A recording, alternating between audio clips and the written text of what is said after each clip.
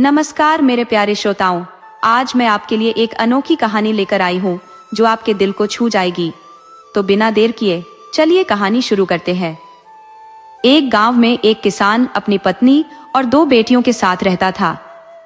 किसान के कोई बेटा नहीं था, इसलिए वह अपनी दोनों बेटियों को ही बेटों जैसा मानता था। वे अपनी बेटियों से बेइंतहा प्यार करते थे। किसान की पत्नी भी बहुत ही सीधी सादी थी, हमेशा पूजा पाठ करती और दूसरों के दुख में शामिल होती। किसान भी यही चाहता था कि उसकी बेटियों में भी अच्छे गुण आए, पर किसान की दोनों बेटियां बिल्कुल अलग थी। जो बड़ी बेटी थी वह अपने माता पिता के गुणों के ठीक उल्टी थी, जबकि छोटी बेटी बहुत ही भोली भाली और अपनी माँ जैसी पूजा पाठ करने वाली थी। देखने में बड़ी बहन सुंदर थी, पर छोटी बहन इतनी खूबसूरत नहीं थी। उसका रंग भी सांवला था। बड़ी बहन को अपने रूप पर बड़ा घमंड था। वह हमेशा छोटी बहन को नीचा दिखाती और किसी न किसी बात पर उससे झगड़ती रहती थी। इससे किसान बहुत परेशान होता। वह उन दोनों को बहुत समझाता, पर बड़ी बहन बिल्कुल भी समझने को तैयार नहीं होती थी। वह किसी न किसी बात पर अपनी छोटी बहन से झगड़ना शुरू कर देती थी। छोटी बहन बहुत सहनशील थी। वह अपने हिस्से की चीजें भी बड़ी बहन को दे देती थी कि यह लो, पर तब भी बड़ी बहन नहीं समझती थी। एक बार किसान की पत्नी बीमार पड़ गई। किसान के पास जो भी जमा पूंजी थी सब उसके इलाज में लगा दी, पर कोई भी दवा काम नहीं आई और किसान की पत्नी चल बसी। अब दोनों बहनें अकेली रह गई और पिता उनका बहुत मायूस था कि बहनों में बनती नहीं है, मैं इनकी परवरिश कैसे करूंगा। पर उसने सब ईश्वर पर छोड़ दिया।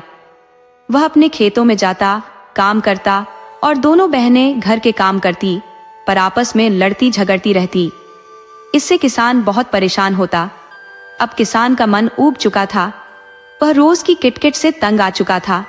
उसने अपनी बेटियों से कहा कि तुम दोनों घर पर रहो और मैं तीर्थ करने के लिए जा रहा हूँ। किसान अपना घर बेटियों के ऊपर सौंप कर चला गया, क्योंकि बेटियां भी अब बड़ी हो रही थी। उसने सोचा कि कहीं बाहर जाऊंगा तो थोड़ा मुझे तसल्ली मिलेगी। यहाँ तो रोज हर वक्त बेटियां आपस में झगड़ती रहती हैं। इसलिए किसान तीर्थ यात्रा के लिए कुछ दिन के लिए बाहर चला गया। अब किसान के जाते ही बड़ी बहन छोटी बहन पर धौंस जमाने लगी। उसे सारा काम कराती और उसके साथ झगड़ा करने लगती। एक दिन गांव के मुखिया ने जब देखा कि दोनों बहनें आपस में बहुत झगड़ती हैं, तो उन्होंने कहा कि किसान के कोई बेटा तो है नहीं, चलो हम दोनों बहनों का बंटवारा कर देते हैं, जिससे तुम अपना अपना काम करना। अब गांव में पंचायत बैठ गई और दोनों बहनों का बंटवारा पंचों ने कर दिया। बड़ी बहन तो घमंडी थी, उसे तो बस छोटी बहन से झगड़ा करना आता था। उसके दिल में बिल्कुल भी दया नहीं थी। लेकिन छोटी बहन बहुत भोली भाली थी। उसने पंचों की बात मान ली और कहा कि ठीक है। अब घर में 3 चीजें बच गई थी, एक कंबल, एक आम का पेड़ और एक गाय। तब बड़ी बहन ने कहा कि कोई बात नहीं, हम इतनी समझदार हैं कि दोनों बहनें आपस में इन तीनों चीजों को बांट लेंगे। पंच अपना फैसला करके अपने घर चले गए। अब दोनों बहनें जब घर आई तो बड़ी बहन छोटी बहन से कहने लगी कि देखो, हमारे पास एक ही कंबल है, तो एक काम करते हैं, दिन में कंबल तुम रखना, रात को कंबल मुझे दे देना। छोटी बहन ने कहा ठीक है। उसके बाद गाय की बारी आई तो बड़ी बहन ने कहा कि गाय का आगे का हिस्सा तुम्हारा और पीछे का हिस्सा मेरा। छोटी बहन इतनी भोली थी, जो बड़ी बहन कह रही थी ठीक है, उसने कहा कि ठीक है। अब आम के पेड़ की बारी आई तो आम के पेड़ के लिए जो बड़ी बहन ने कहा कि नीचे का हिस्सा तुम्हारा, ऊपर का हिस्सा मेरा। अब दोनों बहनों का हिस्सा हो गया। अब दिन में तो धूप निकलती थी, कंबल की जरूरत नहीं पड़ती थी, लेकिन रात को जब ठंड लगती तो बड़ी बहन कंबल लेती और आराम से सो जाती। छोटी बहन ठंड में सिकुड़ती रहती। अब बड़ी बहन जो है छोटी बहन से जो वह गाय को चारा वगैरह खिलाती, क्योंकि आगे का हिस्सा उसका था, और बड़ी बहन दूध निकाल कर आराम से पीती। और जो आम का पेड़ था, छोटी बहन आम के पेड़ को पानी डालती, उसकी देखरेख करती, और जो पके आम होते उन्हें बड़ी बहन खाती। अब ऐसे ही दिन बीत रहे थे। बेचारी छोटी बहन तो इतनी भोली थी, उसे तो छल करना आता ही नहीं था। अब एक दिन उस लड़की की मौसी उसके घर आई, और जब उसने देखा कि बड़ी बहन छोटी बहन के साथ कितना अन्याय कर रही है, तो उसने छोटी बहन को कहा कि तुम मेरे साथ चलो, और उसे लेकर वे खेत पर चली गई। खेत का काम करने के बाद उसकी मौसी ने कहा, जो मैं कहूंगी क्या तुम इस बात को मानोगी? छोटी बहन ने कहा, हाँ मौसी, आप जो कहोगी वह मैं मानूंगी। तो छोटी बहन से मौसी ने कहा कि तुम्हारे हिस्से में जो चीजें हैं यह तो उनका काम मत करो। रात को जब सोए तो कंबल को तुम गीला कर दो। कंबल गीला हो जाएगा तो उसको दे देना। उसको अक्ल तभी ठिकाने आएगी जब उसके साथ ऐसा किया जाएगा। तो वह कहने लगी कि ठीक है। अब उसने जो रात में दिन में कंबल रखा, रात को कंबल ओढ़ने की जब बारी आई तो बहन ने उससे कंबल मांगा तो उसने उसे पानी में भिगो दिया। यह देखकर वह उससे झगड़ने लगी। वह कहने लगी कि देखो, दिन में कंबल मेरा था, इसके साथ मैं कुछ भी करूं। दूसरी बात तो उसकी मौसी ने उसे बताई थी कि गाय को चारा मत खिलाना। अब जो छोटी बहन ने गाय को चारा नहीं खिलाया और न ही उसकी कोई सेवा की, तो जब बड़ी दूध पीने आई तो गाय ने लात मारी और सारा दूध बिखेर दिया। इससे वह सोचने लगी, क्या गाय ने ऐसा क्यों किया है? तो उसने कहा कि मैं आगे का हिस्सा मेरा, मैं चारा खिलाऊं या नहीं खिलाऊं। अब बड़ी बहन बहुत क्रोधित हुई, बहुत ही गुस्सा उसे आया और अपनी बहन से झगड़ा करने लगी। अब जो धीरे धीरे वह जो कुल्हाड़ी लेकर आम के पेड़ के पास पहुंची और पेड़ को काटने लगी। छोटी बहन तो बड़ी बहन से कहने लगी कि तुम यह क्यों काट रही हो? तो कहने लगी कि मेरा नीचे का हिस्सा है, चाहे इसे काटूं या कुछ भी करूं। अब उसने जो है कहने लगी, ठीक है बहन, तुम मुझे माफ कर दे। वह तो बड़ी कुटिल थी, उसके मन में तो ईर्ष्या भरी हुई थी। वह छोटी बहन के प्रति बहुत ही नफरत करती थी। ये सुंदर भी नहीं होती तो बड़ी को अपने रूप पर बड़ा घमंड था। तो उसने चाल चली और कहने लगी, ठीक है बहन, आज से हम दोनों मिलकर रहेंगे और दोनों मिलकर खाएंगे पिएंगे। अब कुछ दिन बाद किसान आया तो बड़ी बहन तो घमंड में थी, इसको सबक सिखाऊंगी। अब दोनों मिलजुल कर रहने लगी तो किसान को भी बड़ी तसल्ली हुई कि लड़कियां शादी लायक हो गई थी। और वह तीर्थ से आया तो उसने एक छोटा सा भोज रखा, गांव के लोगों को न्योता दिया। तो उसमें एक सेठ का लड़का आया था जो कि बहुत ही खूबसूरत था। अब बड़ी बहन छोटी बहन से कहने लगी कि देखना, ये लड़का कितना सुंदर है, जरूर इसका रिश्ता मेरे लिए ही आएगा क्योंकि मैं हूं इतनी सुंदर। लेकिन वह छोटी बहन को भी पसंद आ रहा था, पर वह कुछ बोली नहीं यार। और संयोग से हुआ भी ऐसे ही, सेठ के लड़के का रिश्ता बड़ी बहन के लिए आया। छोटी बहन को इससे बहुत दुख हुआ और वह सोचने लगी, भगवान ने मेरे साथ ऐसा क्यों किया? और वह यह बात बर्दाश्त नहीं कर सकी और जंगल की तरफ निकल गई। जंगल में जाते हुए उसे एक बुढ़िया माई मिली। बुढ़िया माई कहने लगी, बेटी तुम कहाँ जा रही हो? तो छोटी बेटी ने कहा कि मैं अपने जीवन से तंग आ गई हूँ। भगवान ने मुझे कैसा बनाया, हर समय कोई न कोई मुझे ताने मारता रहता है। मेरी मनपसंद की कोई एक बात नहीं होती। मैं अपने जीवन से ऊब गई हूँ, इसलिए मैं जंगल में जा रही हूँ। कोई जंगली जीव जंतु मुझे खा जाएगा और मैं अपने जीवन से छुटकारा पालूंगी। लेकिन वह बुढ़िया माई कहने लगी, बेटी अपनी भलाई कभी मत छोड़ना, हमेशा अच्छा करना, तो तुम्हारे साथ हमेशा अच्छा ही होगा। वह बुढ़िया माँ को प्रणाम करके आगे बढ़ी। तभी उसने देखा कि एक गाय थी जिसका पैर गड्ढे में फंसा हुआ था, कीचड़ में। वह बड़ी मेहनत कर रही थी, बड़ी कोशिश कर रही थी, लेकिन उसका पैर गड्ढे से नहीं निकल रहा था। तो उस छोटी बेटी ने उसकी मदद करके गाय का पैर उसमें से निकाल दिया। तो गाय छोटी बेटी को बहुत ज्यादा आशीर्वाद देने लगी। अब कुछ और आगे चली तो उसने देखा एक चिड़िया का बच्चा अपने घोंसले में से गिर गया और छटपटा रहा था। उसने उस चिड़िया के बच्चे को उठाया, पास में ही तालाब था, उसमें से थोड़ा सा पानी उसे पिलाया, घोंसले में रख दिया। चिड़िया को बहुत खुशी हुई। उसने चिड़िया ने कहा कि देखो, यह सरोवर है और मैं इस पेड़ पर रहती हूँ। इसकी लताएं सूख रही हैं, तो इसमें पानी डाल दो तो तुम्हारा बड़ा भला होगा। अब जो उस लड़की ने तालाब से पानी लिया और उस पेड़ की लताओं में पानी डाला, मतलब पानी देते ही लताएं हरी भरी हो गई। अब जो लताएं कहने लगी कि तुम हमारी एक बात मानो, इस तालाब में स्नान करो। अब लड़की स्नान करने के लिए तालाब में उतरी। जैसे ही उसने डुबकी लगाई, उसकी सारी काया एकदम इतनी सुंदर हो गई, कंचन काया उसकी बन गई, एकदम गोरा रंग उसका हो गया। वह बाहर निकली तो बड़ी हैरान थी कि उसका जो सांवला रंग था वह इतना गोरा हो गया वह सुंदर हो गई। अब वह खुशी खुशी अपने घर की तरफ चल दी।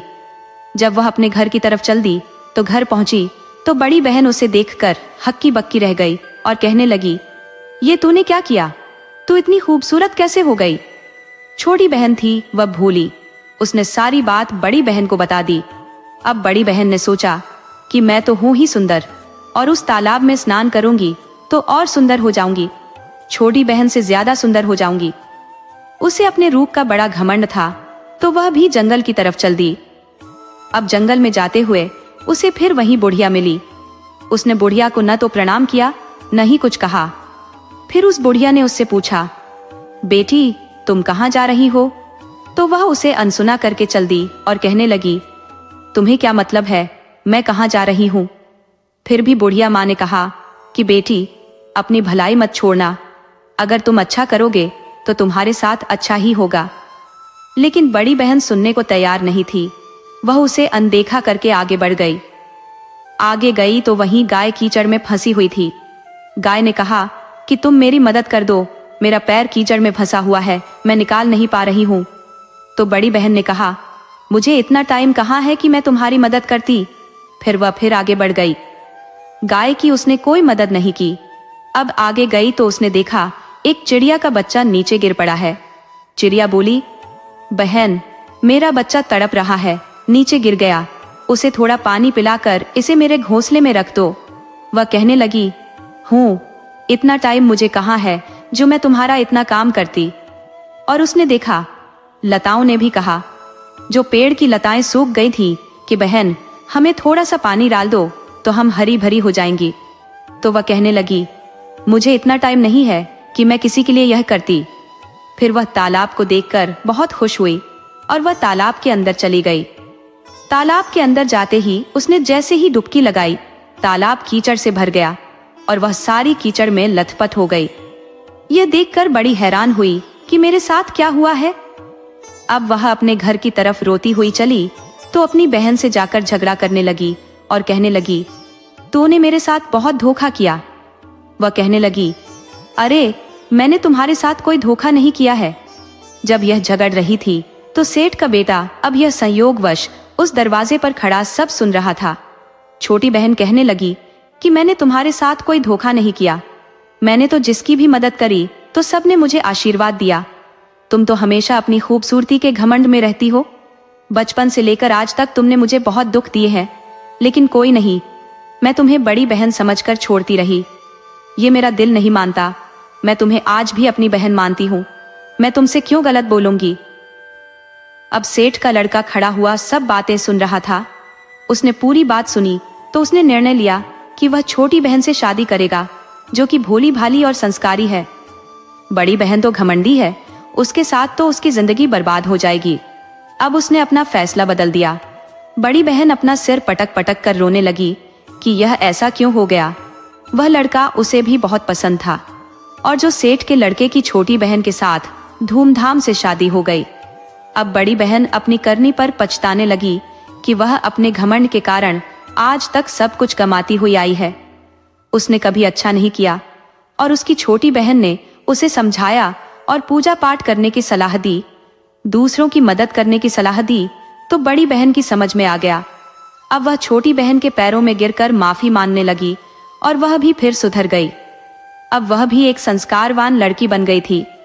उसके लिए भी उचित लड़का देखकर उसकी भी शादी कर दी। दोनों बहनों के घर बस गए और दोनों खुशी से रहने लगे।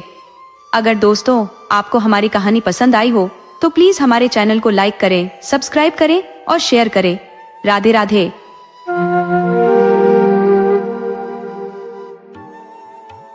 समुद्र के असीम विस्तार के बीचों बीच स्थित एक विशाल टापू पर पारसनाथ नामक व्यक्ति अपनी बेटी मीरा के साथ निवास करता था। यह टापू विविध जीव जंतुओं से भरा हुआ था और मनुष्यों में केवल वे दोनों ही वहां रहते थे। एक पहाड़ी गुफा उनका आश्रय स्थल था। मीरा की उम्र लगभग 16 वर्ष थी और जब से उसने होश संभाला था उसने न कभी उस टापू से बाहर कदम रखा था, न ही किसी बाहरी व्यक्ति को वहां आते देखा था। उसके लिए वही टापू उसका संपूर्ण संसार था। वहां के जीव जंतु उसके सहचर थे और उसका अधिकांश समय इन्हीं के साथ खेल कूद में व्यतीत होता था। पारसनाथ के पास कुछ प्राचीन ग्रंथ, पुस्तकें और एक अद्वितीय काली छड़ी थी। उसका अधिकांश समय इन ग्रंथों का अध्ययन करने में व्यतीत होता था। वह मीरा से अत्यधिक स्नेह करता था और उसके सभी सुख सुविधाओं का पूर्ण ध्यान रखता था। पारसनाथ के आचरण में एक विचित्रता थी। कभी वह किसी अदृश्य शक्ति से घंटों वार्तालाप करता, तो कभी आकाश को एकटक निहारते हुए गहन विचारों में खो जाता। वस्तुतः पारसनाथ एक सिद्ध तांत्रिक था। जब वह अपनी काली छड़ी को हाथ में लेकर अपने सिर के चारों ओर घुमाता, तो आसपास अजीबोगरीब घटनाएं घटने लगती। आकाश में काले बादल गिराते, तेज हवाएं सनसनाने लगती और समुद्र में विकराल तूफान उत्पन्न हो जाता। विशाल लहरें किनारों से टकराकर आकाश तक उठ जाती। ये प्रतीत होता था मानो आंधी तूफान उसके संकेतों पर कार्य करने वाले दास हों। इसके अतिरिक्त टापू पर रहने वाले पशु और प्रेतात्माएं भी उसकी आज्ञाओं का अनुसरण करती थी। जब वह अपने होठों को साधता, तो अदृश्य प्रेतात्माएं प्रकट हो जाती। वे सब उसकी सेनाएं थी और हर प्रकार से उसकी सहायता करती थी। उनमें सबसे प्रबल प्रेत का नाम भोकाल था। भोकाल की गति और क्षमता ऐसी थी कि वह पल भर में कई मील दूर पहुंच सकता था। पारसनाथ उसे सबसे अधिक प्रिय मानता था। एक दिन पारसनाथ हरी घास पर लेटा हुआ था और पास ही मीरा तितलियों और खरगोशों के संग खेल रही थी। ठंडी हवाओं के मधुर झोंके उसे सुकून प्रदान कर रहे थे। शीघ्र ही वह गहरी नींद में लीन हो गया और खर्राटे लेने लगा। अचानक वह चौंक कर जाग उठा और जोर से बदला बदला चिल्लाने लगा। उसका शरीर पसीने से भीग चुका था। उसकी सांसें भारी थी और आंखें रक्तिम हो चुकी थी। क्रोध से भरे हुए उसने समुद्र की ओर घूरना शुरू कर दिया। पारसनाथ अपनी समस्त तांत्रिक गतिविधियों को मीरा से यथासंभव छुपाकर रखता था। वह नहीं चाहता था कि इन क्रियाओं का उसकी मासूम बेटी के कोमल मन और विचारों पर प्रतिकूल प्रभाव पड़े। लेकिन आज वह अपनी इस सतर्कता को भुला बैठा। उसकी रक्तिम आंखें समुद्र में दूर तैरते एक छोटे जहाज पर स्थिर हो गई। कुछ ही क्षणों में शांत दिखने वाले समुद्र के गर्भ से अचानक एक उथल पुथल उठ खड़ी हुई। घने काले बादल आकाश पर छा गए। लहरें गर्जना करते हुए उफान पर आ गईं। तेज आंधी ने जल में भंवर उत्पन्न कर दिए। बिजली की कड़कड़ाहट मानो धरती पर गिरने को व्याकुल हो उठी।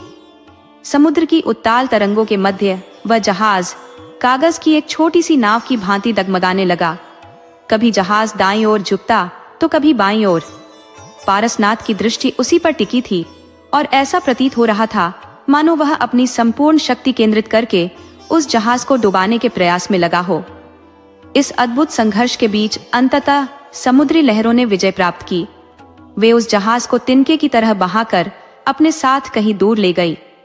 जहाज के अदृश्य होते ही पारसनाथ के चेहरे पर एक अजीब संतोष झलक उठा। उसने एक जोरदार अट्टहास किया। पास खड़ी मीरा इस पूरे दृश्य को देख रही थी। समुद्र के इस रौद्र रूप से उसका मन भय से कंपित हो उठा। वह दौड़कर अपने पिता के पास पहुंची। पिताजी, मीरा ने कांपते हुए स्वर में कहा, यह सब क्या था? मुझे बहुत डर लग रहा है। डरो मत मीरा। पारसनाथ ने उसके सिर पर सांत्वना से हाथ फेरा। फिर उसने मीरा का चेहरा समुद्र की ओर घुमाया और अपनी उंगली से संकेत करते हुए बोला, क्या तुम्हें वह चमकीली चीज दिख रही है? जी पिताजी, मीरा ने भयभीत स्वर में कहा और सिर हिलाते हुए उस दिशा में देखा। उसे जहाज कहते हैं। पारसनाथ ने ठंडे स्वर में उत्तर दिया। उसे यहाँ लाने के लिए मैंने अपने जादू से समुद्र में तूफान उत्पन्न किया। लेकिन आपने ऐसा क्यों किया पिताजी? मीरा ने डरी हुई आवाज में पूछा। वह जहाज डूबने वाला है। उसके यात्री सहायता के लिए पुकार रहे हैं। भगवान के लिए तूफान को रोक दीजिए पिताजी, नहीं तो सब मर जाएंगे। पारसनाथ ने गंभीर स्वर में कहा। मीरा, यदि तुम्हें वास्तविकता का ज्ञान होता तो तुम कभी मुझसे इस तूफान को रोकने का अनुरोध न करती। तुम्हें यह नहीं पता कि उस जहाज में सवार लोग कौन है? मीरा ने जिज्ञासावश पूछा। वे कौन हैं पिताजी, और आप उन्हें कैसे जानते हैं? पारसनाथ ने एक गहरी सांस ली और कहा, बेटी, आज तक मैंने तुमसे एक ऐसा रहस्य छुपाया है जो हमारे अतीत से गहराई से जुड़ा हुआ है। लेकिन अब वह समय आ गया है जब तुम्हें इसके बारे में सब कुछ जानना चाहिए, क्योंकि उनके यहाँ पहुंचने से पहले ये आवश्यक है कि तुम जान लो कि वे कौन है और उनसे तुम्हारा क्या नाता है। तभी तुम पूरी घटना को सही तरीके से समझ पाओगी। इसके बाद पारसनाथ अपने अतीत की परतें खोलने लगा। उसने कहा, यहाँ से बहुत दूर समुद्र के पार एक अद्भुत और रमणीय राज्य है। वर्षों पहले मैं उस राज्य का राजा था। उस समय तुम बहुत छोटी थी। तुम्हारे जन्म के कुछ ही समय बाद तुम्हारी माँ का स्वर्गवास हो गया। तभी से मैं पिता और माँ दोनों का दायित्व निभा रहा हूँ। हमारे पास समृद्धि की कोई कमी नहीं थी। नौकर चाकर, अपार धन दौलत, हाथी घोड़े, सब कुछ था। लेकिन तुम मेरी इकलौती संतान थी और इसलिए मैं तुम्हें लेकर अत्यधिक चिंतित रहता था। मेरा अधिकांश समय तुम्हारी देखभाल में व्यतीत होता था। बाकी समय में मेरा शौक था प्राचीन ग्रंथों और ग्रंथालयों में डूबे रहना। मेरे दरबार में एक महामंत्री था जिसे मैं अपने छोटे भाई समान मानता था। वह निपुण, बहादुर और चतुर कूटनीतिज्ञ था। इसलिए मैंने राजकाज की सारी जिम्मेदारी उसे सौंप दी थी। लेकिन जैसे जैसे उसे सिंहासन के अधिकार मिले, उसके हृदय में लालच घर करने लगा।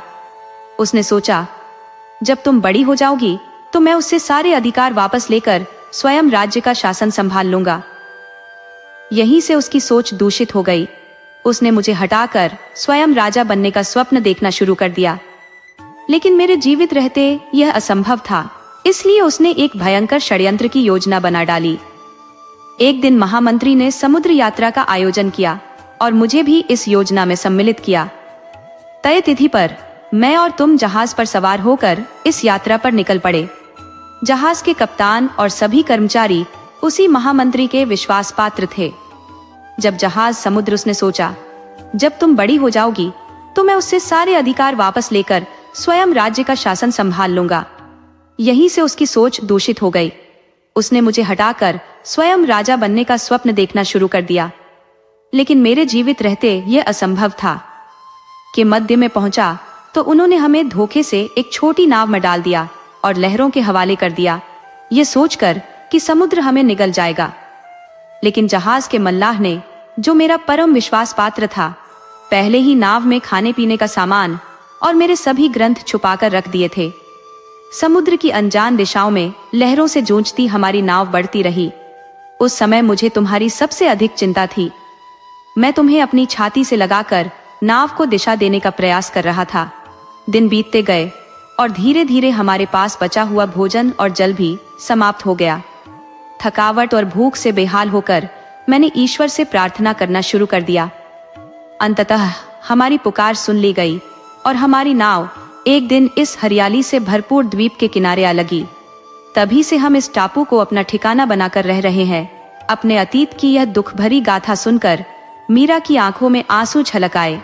वह भावुक होकर अपने पिता के गले से लिपट गई।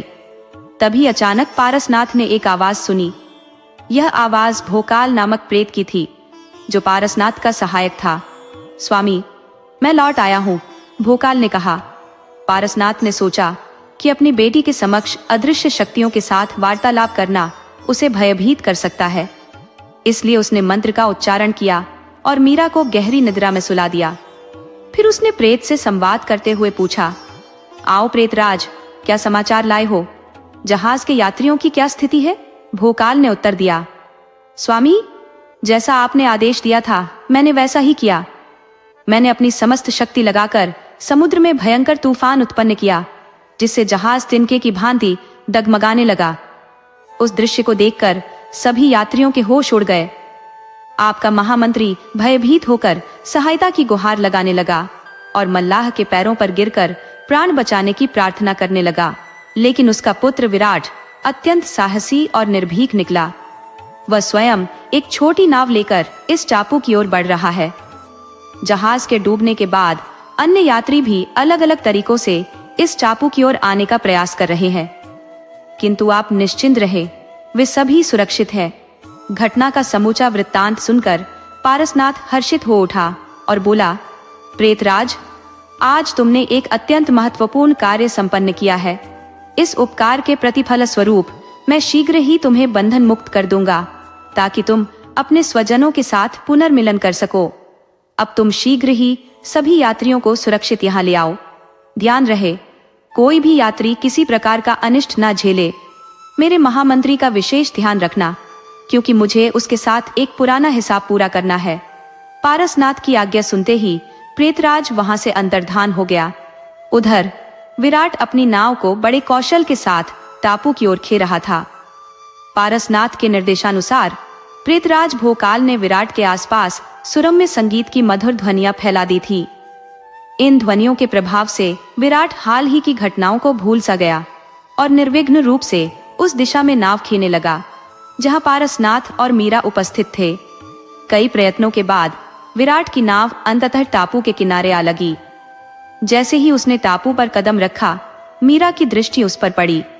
अपने पिता के अतिरिक्त मीरा ने जीवन में कभी किसी पुरुष को नहीं देखा था। विराट का सौम्य व्यक्तित्व, सुदृढ़ काया और अप्रतिम सौंदर्य उसे मोहने लगे। उसके हृदय में विराट के प्रति प्रेम का अंकुर प्रस्फुटित हो गया। उधर मीरा को देखकर विराट भी अपने होश खो बैठा। उसने यह कल्पना भी नहीं की थी कि एक निर्जन टापू पर उसकी भेंट इतनी सुंदर युवती से होगी। उसे ऐसा प्रतीत हुआ मानो वह किसी स्वप्न लोक में आ पहुंचा हो, जहां उसके समक्ष परियों की रानी विद्यमान हो। जैसे ही विराट की नाव टापू से लगी, पारसनाथ अदृश्य हो गया। वह गुप्त रूप से उन दोनों के हाव भाव देख रहा था। उन्हें एक दूसरे में खोया हुआ देखकर पारसनाथ के मन को अद्भुत शांति का अनुभव हुआ। उसने यह निश्चय कर लिया कि वह अपनी पुत्री का विवाह इसी अद्वितीय युवक के साथ करेगा, किंतु अपने निर्णय को अंतिम रूप देने से पूर्व वह उसकी परीक्षा लेना चाहता था। अतः वह प्रकट हुआ और गर्जना करते हुए बोला, हे उद्दंड युवक, तू कौन है? इस निर्जन टापू पर बाहरी लोगों का प्रवेश वर्जित है, फिर तूने यहाँ आने का दुस्साहस कैसे किया? निश्चय ही तू शत्रुओं का कोई गुप्तचर है और यहाँ की शांति भंग करने का इरादा रखता है। अपना परिचय दे, अन्यथा मैं तुझे कठोर दंड दूंगा। विराट ने बड़े ही शिष्टतापूर्ण स्वरों में कहा, मैं सुंदर नगर राज्य का युवराज विराट हूँ। प्रचंड तूफान के कारण हमारा जहाज समुद्र में समा गया। किसी तरह मैं यहाँ तक पहुँच पाया हूँ। मुझे भूख लगी है, क्या कुछ खाने को मिल सकता है? पारसनाथ ने उत्तर दिया, भोजन तो तुम्हें मिलेगा राजकुमार, किंतु इसके बदले तुम्हें मेरी कुटिया के चारों ओर का जंगल कुल्हाड़ी से साफ करना होगा। ध्यान रहे, यदि तुमने इस काम में लापरवाही बरती तो तुम्हें दंड भुगतना पड़ेगा। यह सुनते ही विराट की आंखों में क्रोध की ज्वाला धधक उठी। वह पारसनाथ को ललकारते हुए बोला, मैं एक युवराज हूँ, तुम्हारा सेवक नहीं। लगता है तुम्हारा मस्तिष्क विक्षिप्त हो गया है, जो इस प्रकार की मूर्खतापूर्ण बातें कर रहे हो। यदि तुम्हें अपनी शक्ति पर इतना अहंकार है तो आओ मुझसे सामना करो। मैं तुम्हें एक साधारण बालक समझ रहा था, किंतु तुम्हारा दुस्साहस असहनीय होता जा रहा है। ठहरो, मैं तुम्हें अभी सबक सिखाता हूँ। पारसनाथ ने शांति से कहा, तो फिर विलंब क्यों करते हो? तलवार उठाओ और मुकाबला करो। पर ध्यान रहे, जब तक मेरे हाथ में तलवार है मुझे पराजित करना असंभव है। राजकुमार ने तलवार की मूठ पकड़ते हुए कहा, यह सुनकर मैं तुम्हें दिखा दूंगा कि वीरता क्या होती है। लेकिन लाख प्रयास करने के बाद भी वह तलवार को म्यान से बाहर नहीं निकाल पाया। पारसनाथ ने व्यंग्य करते हुए कहा, कहाँ गई तुम्हारी वीरता? तुमसे तो तलवार भी नहीं संभल रही, मेरा सामना कैसे करोगे? यदि मैं चाहूं तो अभी तुम्हारा अंत कर सकता हूं, किंतु मैं असहाय पर वार नहीं करता। यदि अपनी भलाई चाहते हो तो मेरी सेवा स्वीकार कर लो। विवश होकर राजकुमार ने सिर झुका दिया। पारसनाथ ने उसे कुल्हाड़ी थमाते हुए कहा, अब काम में लग जाओ, मैं सांध्य तक लौटूंगा, तब तक यह पूरा जंगल साफ हो जाना चाहिए। पिता का इतना कठोर व्यवहार देखकर मीरा व्यथित हो उठी। उसने कहा, पिताजी, ये राजकुमार है, इसने जीवन में कभी पानी तक अपने हाथ से नहीं पिया। इतना कठिन कार्य यह कैसे कर सकेगा? कुल्हाड़ी पकड़ने मात्र से इसके हाथ छिल जाएंगे। आप इतने निर्दयी न बने, इसे क्षमा कर दे। पारसनाथ ने कड़कते हुए उत्तर दिया, चुप रहो मीरा, एक अजनबी के लिए तुम अपने पिता को सिखाने चली हो? ऐसे न जाने कितने राजकुमार इस दुनिया में भरे पड़े हैं। लकड़ी काटने से ज्यादा इसके हाथ छिल जाएंगे, टूटेंगे तो नहीं। इसे यह कार्य करना ही होगा। तुम इसका पक्ष लेने के बजाय इसके काम पर नजर रखो। यदि यह लापरवाही करे तो मुझे तुरंत बताना। ये कहकर पारसनाथ वहां से चला गया, लेकिन थोड़ी दूर जाकर अदृश्य हो गया और उनकी बातचीत सुनने के लिए लौट आया। पिता की कठोरता और राजकुमार की विवशता को देख मीरा की आंखें भर आईं। उसने राजकुमार से कहा, पिताजी की ओर से मैं आपसे क्षमा याचना करती हूँ। यकीन मानिए, वे इतने कठोर और निष्ठुर नहीं है, लेकिन कभी कभी उनका स्वभाव ऐसा अप्रत्याशित रूप से बदल जाता है। मुझे पूरा भरोसा है कि वे जल्द ही लौटकर आपको इस कार्य से मुक्त कर देंगे। कृपया आप बिल्कुल भी व्यथित न हो, राजकुमार ने शांत स्वर में उत्तर दिया। मीरा, मुझे न तो किसी से कोई शिकायत है और न ही मेरे मन में किसी के प्रति विद्वेष, लेकिन एक सत्य जो मैं छिपा नहीं सकता वह यह है कि मैं तुमसे प्रेम करने लगा हूं। तुम्हें अपने साथ ले जाना चाहता हूं। तुम मेरी हृदय की रानी बनकर सदा मेरे पास रहोगी। मीरा ने भी झिझकते हुए अपने हृदय की बात प्रकट की। राजकुमार, मैं भी आपको मन ही मन चाहने लगी हूं। मैंने अपना तन मन आपको समर्पित कर दिया है। जहां भी आप रहेंगे मैं वहीं रहकर आपकी सेवा करूंगी। उनकी भावनाओं के इस आदान प्रदान को सुनकर पारसनाथ, जो अब तक छिपा हुआ था, प्रकट हो गया। उसने सौम्य स्वर में कहा, मेरा आशीर्वाद सदा तुम दोनों के साथ रहेगा। तुम जहां भी रहो सदा प्रसन्न रहो। मीरा और विराट ने विस्मित होकर पारसनाथ को देखा। तभी महामंत्री और उनके अन्य साथी प्रेतराज भोकाल के साथ वहां पहुंचे। महामंत्री अब तक यह मान चुके थे कि तूफान ने उनके पुत्र को छीन लिया है। इस आघात ने उनके चेहरे पर गहरी उदासी छा दी थी, लेकिन जब उन्होंने विराट को एक सुंदर युवती के साथ देखा तो उनकी प्रसन्नता का ठिकाना न रहा। दौड़कर उन्होंने अपने पुत्र को गले लगा लिया। इस पुनर्मिलन के दौरान महामंत्री की दृष्टि पारसनाथ पर पड़ी, लेकिन वह उसे पहचान नहीं सके। तब पारसनाथ आगे बढ़कर बोला, आओ महामंत्री, मेरे भाई, मुझसे गले मिलो। मैं कब से तुम्हें गले लगाने के लिए तरस रहा हूँ। वर्षों पहले हमारी कमजोरियों ने हमें अलग कर दिया था, लेकिन आज ईश्वर की कृपा से हम फिर से एक हो रहे हैं। ये सुनते ही महामंत्री ने पारसनाथ को पहचान लिया। अपने अतीत के दुष्कृत्यों की याद आते ही उनकी आंखें झुक गईं। वे घुटनों के बल बैठकर पारसनाथ से क्षमा मांगने लगे। पारसनाथ ने उन्हें उठाकर गले से लगाते हुए स्नेहपूर्ण स्वर में कहा, भाई, जीवन में ऐसी घटनाएं घटती रहती हैं। लालच मनुष्य को अंधा बना देता है, लेकिन इंसान वही है जो दूसरों की गलतियों को माफ कर सके। मैंने तुम्हें उसी दिन क्षमा कर दिया था जिस दिन तुम्हारे सेवकों ने हमें समुद्र में छोड़ दिया था। अब आओ, सारे शिकवे भुलाकर इस जोड़े को अपना आशीर्वाद दे और इन्हें नई जिंदगी की शुरुआत करने दे। महामंत्री ने प्रसन्नता पूर्वक दोनों को आशीर्वाद दिया। इसके बाद उस टापू पर खुशियों की बौछार होने लगी।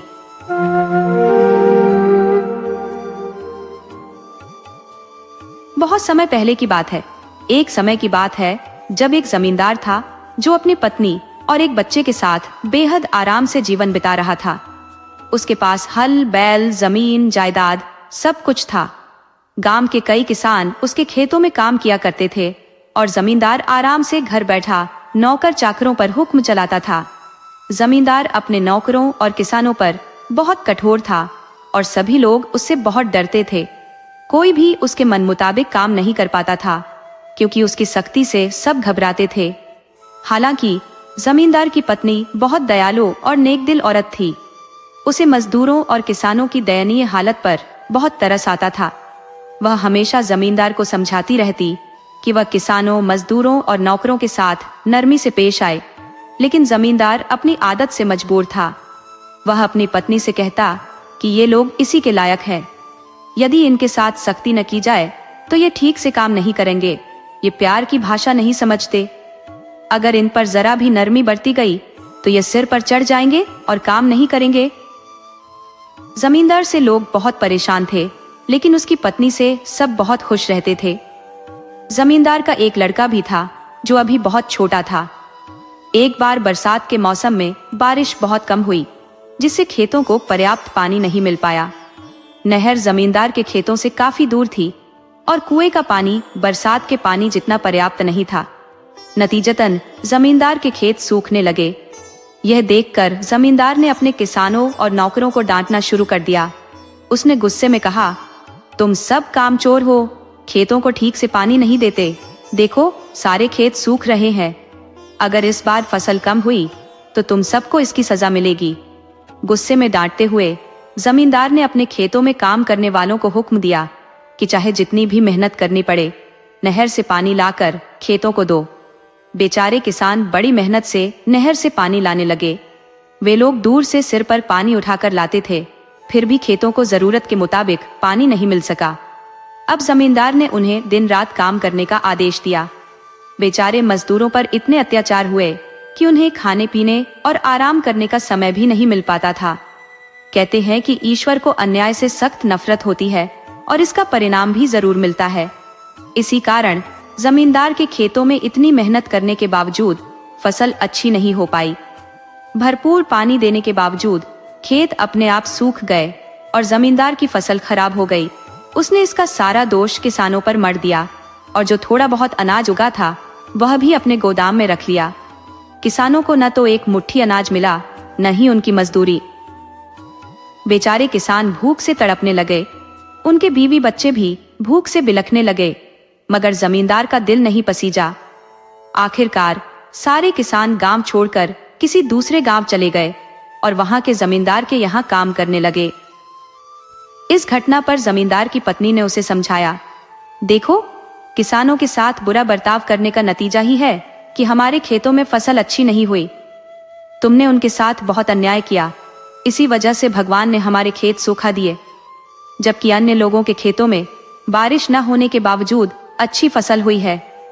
पत्नी की बात सुनकर जमींदार बेहद नाराज हुआ और बोला, तुम मुझे अत्याचारी कहती हो? ये नुकसान मुझे किसानों की कामचोरी की वजह से हुआ है। ये सब के सब कामचोर थे। अब जमींदार ने कोशिश की कि गांव के दूसरे किसान उसके खेतों में काम करें, लेकिन उसके खराब बर्ताव के कारण कोई भी किसान उसकी बात मानने को तैयार नहीं हुआ। परिणाम स्वरूप उसके सारे खेत बेकार पड़े रह गए और अगली फसल में कुछ भी पैदा नहीं हुआ। कुछ समय बाद जमींदार के बैलों में बीमारी फैल गई और सभी बैल मर गए। उसके हल बेकार पड़े रह गए और धीरे धीरे उसकी आर्थिक स्थिति इतनी खराब हो गई कि उसे अपने घर का खर्च चलाने के लिए अपनी जमा पूंजी खर्च करनी पड़ी। अंततः उसे अपने हल भी बेचने पड़े। हालात इतने बिगड़ गए कि जमींदार को घर का सामान बेचकर खाने पीने की चीजें खरीदनी पड़ी। जमींदार की पत्नी ने उससे कहा, तुम्हें अपने बुरे बर्ताव के लिए किसानों और भगवान से माफी मांगनी चाहिए। ये भगवान की सजा है। लेकिन जमींदार इस बात को मानने के लिए तैयार नहीं था, क्योंकि वह कभी मेहनत मजदूरी करने का आदी नहीं था। उसने सोचा कि क्यों न अपने बेटे से ही काम करवाकर घर का खर्च चलाया जाए। लेकिन उसका बेटा अभी केवल 14 साल का था। वह थोड़ा बहुत पढ़ा लिखा था, लेकिन हल चलाने और खेती करने के लायक नहीं था। जमींदार की पत्नी ने कहा, मेरे पास जो थोड़े बहुत जेवर बचे हैं, मैं उन्हें बेच देती हूँ। हम किसी दूसरे शहर जाकर कोई व्यापार शुरू कर देंगे, जिससे हमारा गुजारा हो सकेगा। लेकिन जमींदार कोई काम करने को तैयार नहीं था। वह कहने लगा, हमारा बेटा अब बड़ा हो गया है, हमें उसे किसी के यहाँ नौकर रखवा देना चाहिए। लेकिन उसकी पत्नी इस बात पर सहमत नहीं थी। कुछ दिन बाद जमींदार बीमार पड़ने लगा। अब उसकी पत्नी को इलाज के लिए पैसों की जरूरत थी, तो मजबूर होकर उसने अपने सारे जेवर बेच दिए। इसके बावजूद जमींदार की सेहत में कोई सुधार नहीं हुआ। जमींदार की पत्नी अक्सर मंदिर जाकर भगवान से प्रार्थना करती थी, हे ईश्वर, मेरे पति के अपराधों को माफ कर दीजिए और उन्हें स्वस्थ कर दीजिए। वह नेक दिल औरत इस गरीबी के द्वार में भी अपने घर का गुजारा करने के लिए लोगों के घरों में काम करने को तैयार थी। लेकिन समस्या यह थी कि वह बीमार पति को अकेला छोड़कर बाहर काम पर नहीं जा सकती थी। लोग उसे उधार भी नहीं देते थे, और अगर वह कर्ज लेती भी तो उसे कैसे चुकाती, इस पर वह सोच में पड़ जाती थी। एक दिन उसे एक उपाय सूझा। उसे याद आया कि जब उनके अच्छे दिन थे, तब वह घर में लड्डू बनाया करती थी, जिन्हें लोग बहुत पसंद करते थे। उसने सोचा, क्यों ना मैं वही लड्डू बनाऊं और मेरा बेटा उन्हें गांव में बेचने जाए, इससे कुछ कमाई हो जाएगी। उसने घर में पड़े थोड़े से बेसन, गुड़ और घी से लड्डू बनाए और अपने बेटे से कहा, बेटा, ये लड्डू ले जाओ और गांव में बेचने की कोशिश करो। मुझे यकीन है कि लोगों को यह बहुत पसंद आएंगे और हमें कुछ पैसे मिल जाएंगे। उसका बेटा, जो अब समझदार हो चुका था, माँ की परेशानियों और पिता की बीमारी से चिंतित था। वह इस काम को करने के लिए खुशी खुशी तैयार हो गया। जमींदार की पत्नी ने लड्डुओं को कपड़े की थैली में बांधकर बेटे को दे दिया। वह गांव की गलियों में घूम घूम कर लड्डू बेचने लगा और जैसा कि उसकी मां ने सोचा था, लोगों को वह लड्डू बहुत पसंद आए। जैसे भगवान की कृपा उन पर हो गई हो, लड्डू तेजी से बिकने लगे और उन्हें इतनी कमाई हो गई कि खाने पीने और इलाज के लिए पर्याप्त थी। उन्होंने थोड़ा थोड़ा करके पैसे बचाना भी शुरू कर दिया ताकि वे अपना कर्ज चुका सके। अब जमींदार की सेहत में भी थोड़ा सुधार होने लगा था और उसे समझ में आ गया था कि उसने अपने नौकरों और किसानों पर जो अत्याचार किया था, उसी की वजह से आज उसकी यह हालत हो गई थी। जमींदार ने भगवान से अपने अपराधों के लिए माफी मांगी और फैसला किया कि अब वह कभी किसी गरीब पर अत्याचार नहीं करेगा। उसने अपनी पत्नी से कहा, जैसे ही मैं ठीक हो जाता हूँ, मैं खुद काम करना शुरू करूंगा और हर किसान के घर जाकर उनसे माफी मांगूंगा। सचमुच मैंने उन्हें बहुत सताया है। जमींदार की पत्नी यह सुनकर बहुत खुश हुई। दूसरी ओर उनका बेटा मनसुख अब अपने काम में बहुत होशियार हो चुका था। वह अब न सिर्फ अपने गांव बल्कि आसपास के गांवों में भी जाकर लड्डू बेचने लगा था, जिससे उसकी कमाई भी दिन ब दिन बढ़ रही थी। एक दिन जब मनसुख एक गांव से लड्डू बेचकर वापस आ रहा था, तो उसे चलते चलते प्यास लग गई। उसने लड्डुओं की बिक्री से जो रकम इकट्ठी की थी, वह उसी थैली में रखी थी जिसमें वह लड्डू ले जाता था। प्यास बुझाने के लिए उसने वह सिक्कों से भरी थैली एक पत्थर पर रख दी और पास के कुएं से पानी पीने चला गया। जब वह पानी पीकर वापस आया तो उसने देखा कि सिक्कों की थैली वहां नहीं थी। बेचारा मनसुख परेशान हो गया। सोचने लगा, अब मैं अपनी मां से क्या कहूंगा? यह सुनकर तो वह बहुत दुखी हो जाएगी। इन विचारों में खोए हुए वह रोने लगा, लेकिन उसे यह समझ नहीं आ रहा था कि उसकी रकम आखिर कौन ले गया। अंततः निराश होकर वह रोते धोते घर लौट आया। उसने अपनी मां को सारी घटना विस्तार से बता दी। मां ने उसे ढांढस बंधाया, पर भीतर से वह बहुत बेचैन और उदास हो गई। मनसुख ने बताया कि आज उसने लड्डू बेचकर काफी अच्छी कमाई की थी। यह सुनकर मां का दिल और भी भारी हो गया। जमींदार की पत्नी ने यह सारा मामला गांव के मुखिया को बताया। मुखिया एक ईमानदार और दयालु व्यक्ति थे। उन्हें मां बेटे की स्थिति पर बड़ी दया आई। गांव में राजा की तरफ से एक न्याय अधिकारी नियुक्त किया गया था, जो गांव के सभी विवाद सुलझाता था। जमींदार जो भी लगान इकट्ठा करता था, उसे इसी अधिकारी के पास जमा करता था। मुखिया जमींदार की पत्नी को न्याय अधिकारी के पास ले गया।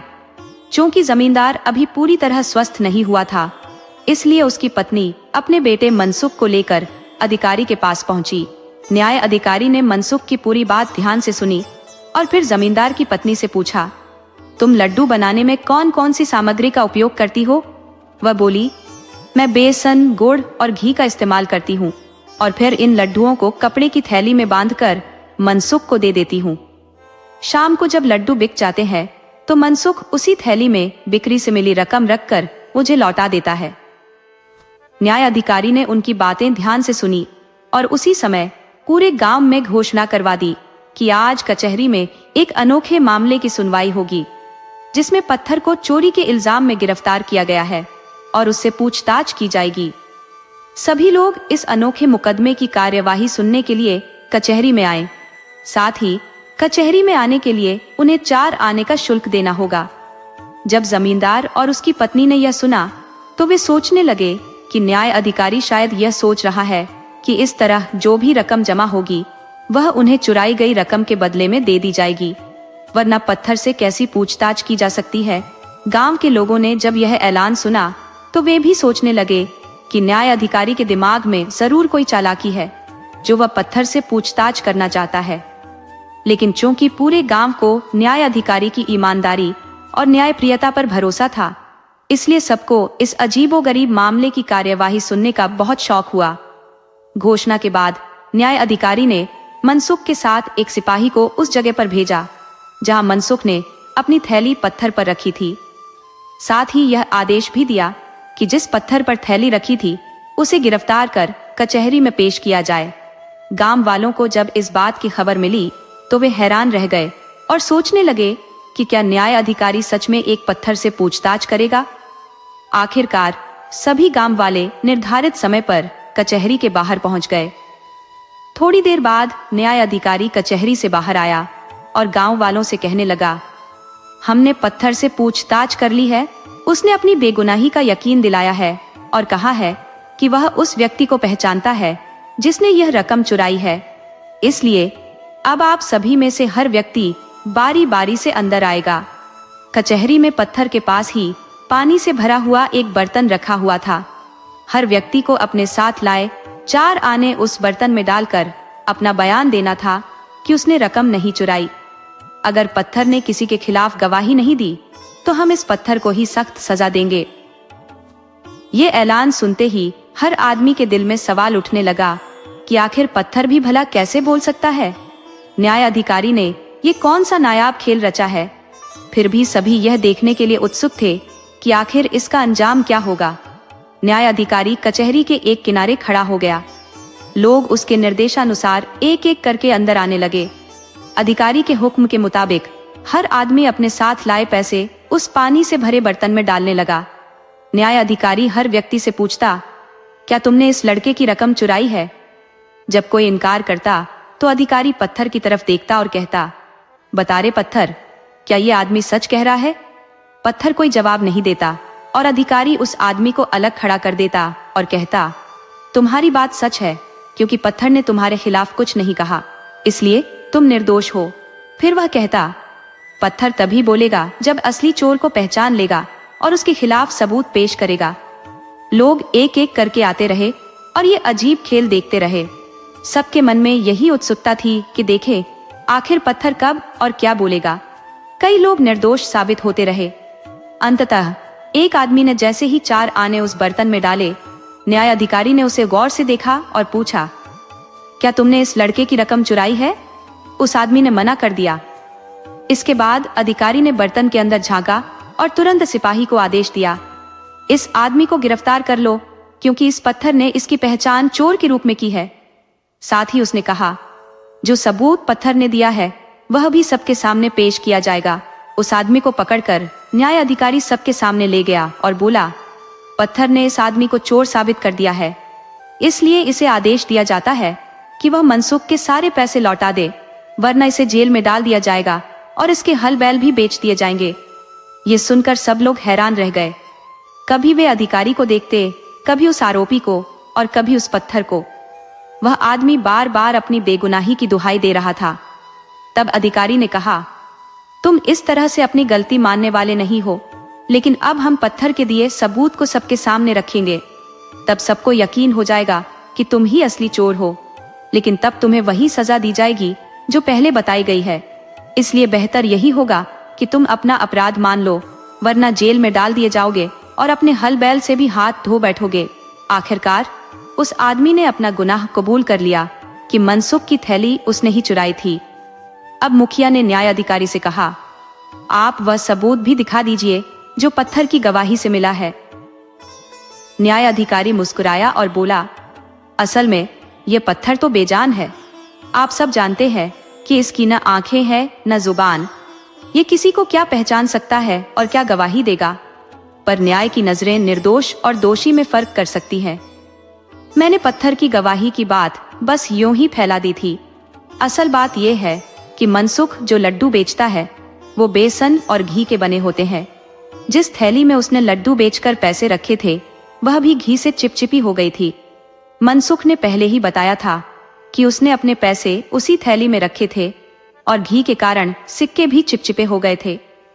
मैंने सोचा था कि जिसने भी ये पैसे चुराए होंगे वह निश्चिंत होगा कि पत्थर तो बेजुबान है, न वह पहचान सकता है और न ही गवाही दे सकता है।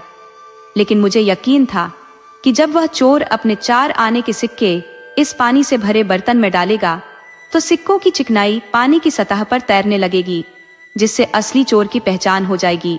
जैसे ही इस आदमी ने पैसे डाले, पानी की सतह पर चिकनाई दिखने लगी। इससे मुझे विश्वास हो गया कि यही असली चोर है। जब दूसरे लोगों ने पैसे डाले तो पानी में कोई चिकनाई नहीं दिखी।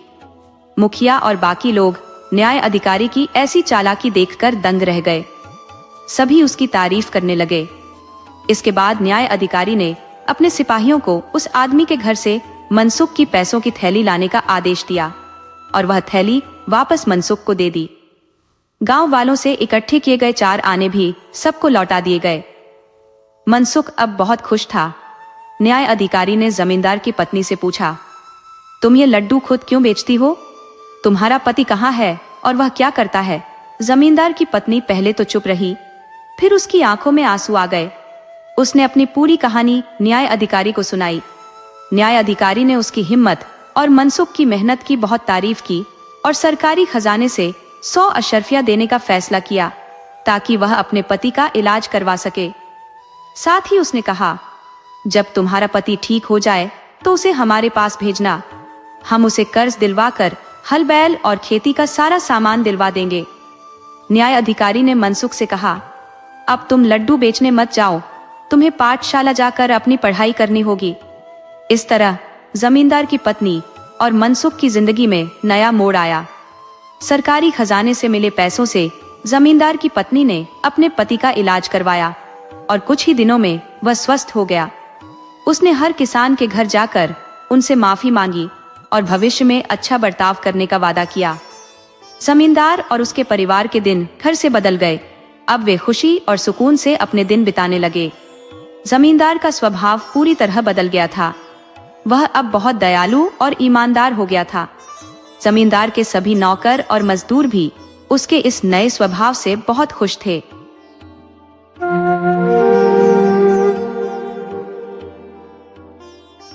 बाबू साहब अपने कक्ष में बैठे हुए धोबी के आगमन का इंतजार कर रहे थे। जैसे ही धोबी उपस्थित हुआ, उन्होंने कपड़ों को बाहर निकालना प्रारंभ कर दिया। बातचीत के क्रम में बाबू साहब ने उसकी उम्र के बारे में पूछ लिया। धोबी ने उत्तर दिया, 100 वर्ष। बाबू साहब चकित रह गए। उनके कानों पर विश्वास नहीं हुआ और उन्होंने पुनः पूछा, क्या तुमने कहा कि तुम्हारी उम्र 100 वर्ष है? धोबी ने पुष्टि की, हाँ बाबू साहब, पूरी 100 वर्ष, न 1 वर्ष कम न 1 वर्ष अधिक। बहुत से लोग मेरी सूरत से धोखा खा जाते हैं, मगर आप इतने वृद्ध प्रतीत नहीं होते। मेरा अनुमान था कि आपकी उम्र 87 वर्ष से अधिक नहीं होगी, लेकिन नहीं बाबू साहब, मैंने पूरे 100 वर्ष जी लिए हैं। भाग्यशाली हूं मैं। धोबी ने इसका कोई उत्तर न दिया। अचानक बाबू साहब के मन में एक विचार उत्पन्न हुआ। उन्होंने पूछा, अच्छा भाई, क्या तुमने सिखों का राज्य देखा था? धोबी ने उत्तर दिया, हाँ देखा है। उस राज्य में तुम सुखी थे या नहीं? मेरा मतलब है, उस समय लोगों की स्थिति कैसी थी? धोबी ने बाबू साहब की ओर देखा, जैसे कोई पुराना स्मरण उसे याद आ गया हो, और ठंडी सांस लेकर कहा, मैं उस समय बहुत छोटा था, इसलिए सिखों के राज्य के बारे में नहीं कह सकता, लेकिन सिखों के राजा के बारे में अवश्य कह सकता हूँ। बाबू साहब के मन में हल्की सी गुदगुदी होने लगी। उन्होंने पूछा, क्या तुमने महाराज के दर्शन किए हैं? धोबी ने उत्तर दिया, हाँ सरकार, दर्शन किए हैं। वे अजीब आदमी थे। उनकी आकृति याद आती है तो दिल में एक ठेस सी महसूस होती है। वे बहुत दयालु थे, राजा थे, लेकिन साधुओं जैसे स्वभाव वाले थे। घमंड का नाम भी न था। मैं आपको एक बात सुनाता हूँ, शायद आप विश्वास न करें, लेकिन यह एक सच्ची घटना है। इसमें झूठ का कोई अंश नहीं है। सुनकर आपको खुशी होगी, अचरज होगा और आप उछल पड़ेंगे। मैं हिंदी में सामान्य जानता हूँ, लेकिन बहुत अधिक किताबें नहीं पढ़ी। आप दिन रात पढ़ते रहते हैं, लेकिन मुझे विश्वास है कि आपने ऐसी घटना कभी नहीं पढ़ी होगी। मैं धोबी हूँ और मेरे पिता भी धोबी थे। हम लाहौर में रहते थे। उस समय हम जिस स्थान पर कपड़े धोते थे, अब वह घाट समाप्त हो चुका है। रावी नदी दूर चली गई और उस समय की बातें भी दूर चली गई। फर्क इतना है कि रावी नदी थोड़ी दूर जाकर नजर आ जाती है, लेकिन वह युग कहीं नजर नहीं आता। मेरी उम्र उस समय 7-8 वर्ष की थी, जब चारों ओर अकाल का कोलाहल मचा था। ऐसा अकाल पहले किसी ने नहीं देखा था। लगातार 2.5 वर्ष तक वर्षा नहीं हुई।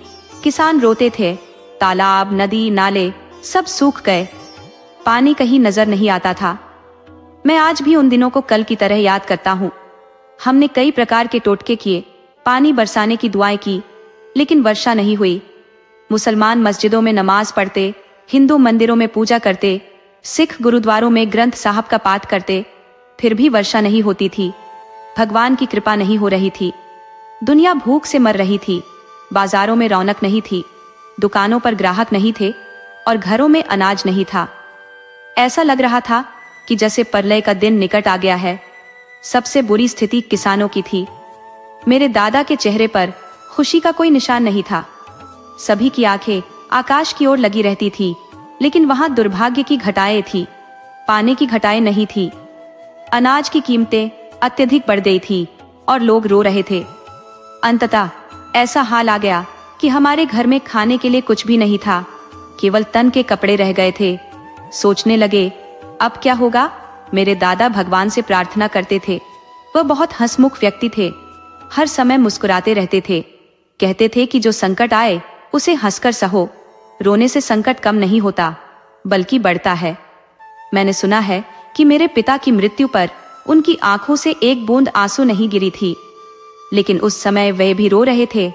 कहते थे, कैसी तबाही है। मेरे सामने बाल बच्चे भूख से मर रहे हैं और मैं कुछ नहीं कर सकता। अंत में हमने कई दिनों तक पेड़ों की पत्तियां उबाल कर खाई। एक दिन की बात है, बाबा आंगन में बैठे हुए आकाश की ओर निहार रहे थे। मैं उस समय एक बच्चा था और मैंने कहा, बाबा अब तो बर्दाश्त नहीं होता, कहीं से रोटी का टुकड़ा ला दूं, पत्ते खाकर नहीं रहा जाता। बाबा ने एक लंबी सांस भरी और कहा, अब प्रलय का दिन दूर नहीं है, लेकिन इसका क्या लाभ। जब सब लोग मर जाएंगे तो क्या फायदा होगा। बेटा, जब खाने को कुछ नहीं मिलेगा तो मरेंगे ही, और अगर तुम मरना चाहते हो तो रोटी का एक टुकड़ा ले आओ। लेकिन मेरा मन तो ऐसे दिनों से भर गया है। बाबा की आंखों में आंसू भर आए और उन्होंने खनकती हुई आवाज में कहा, ऐसा युग कभी नहीं देखा।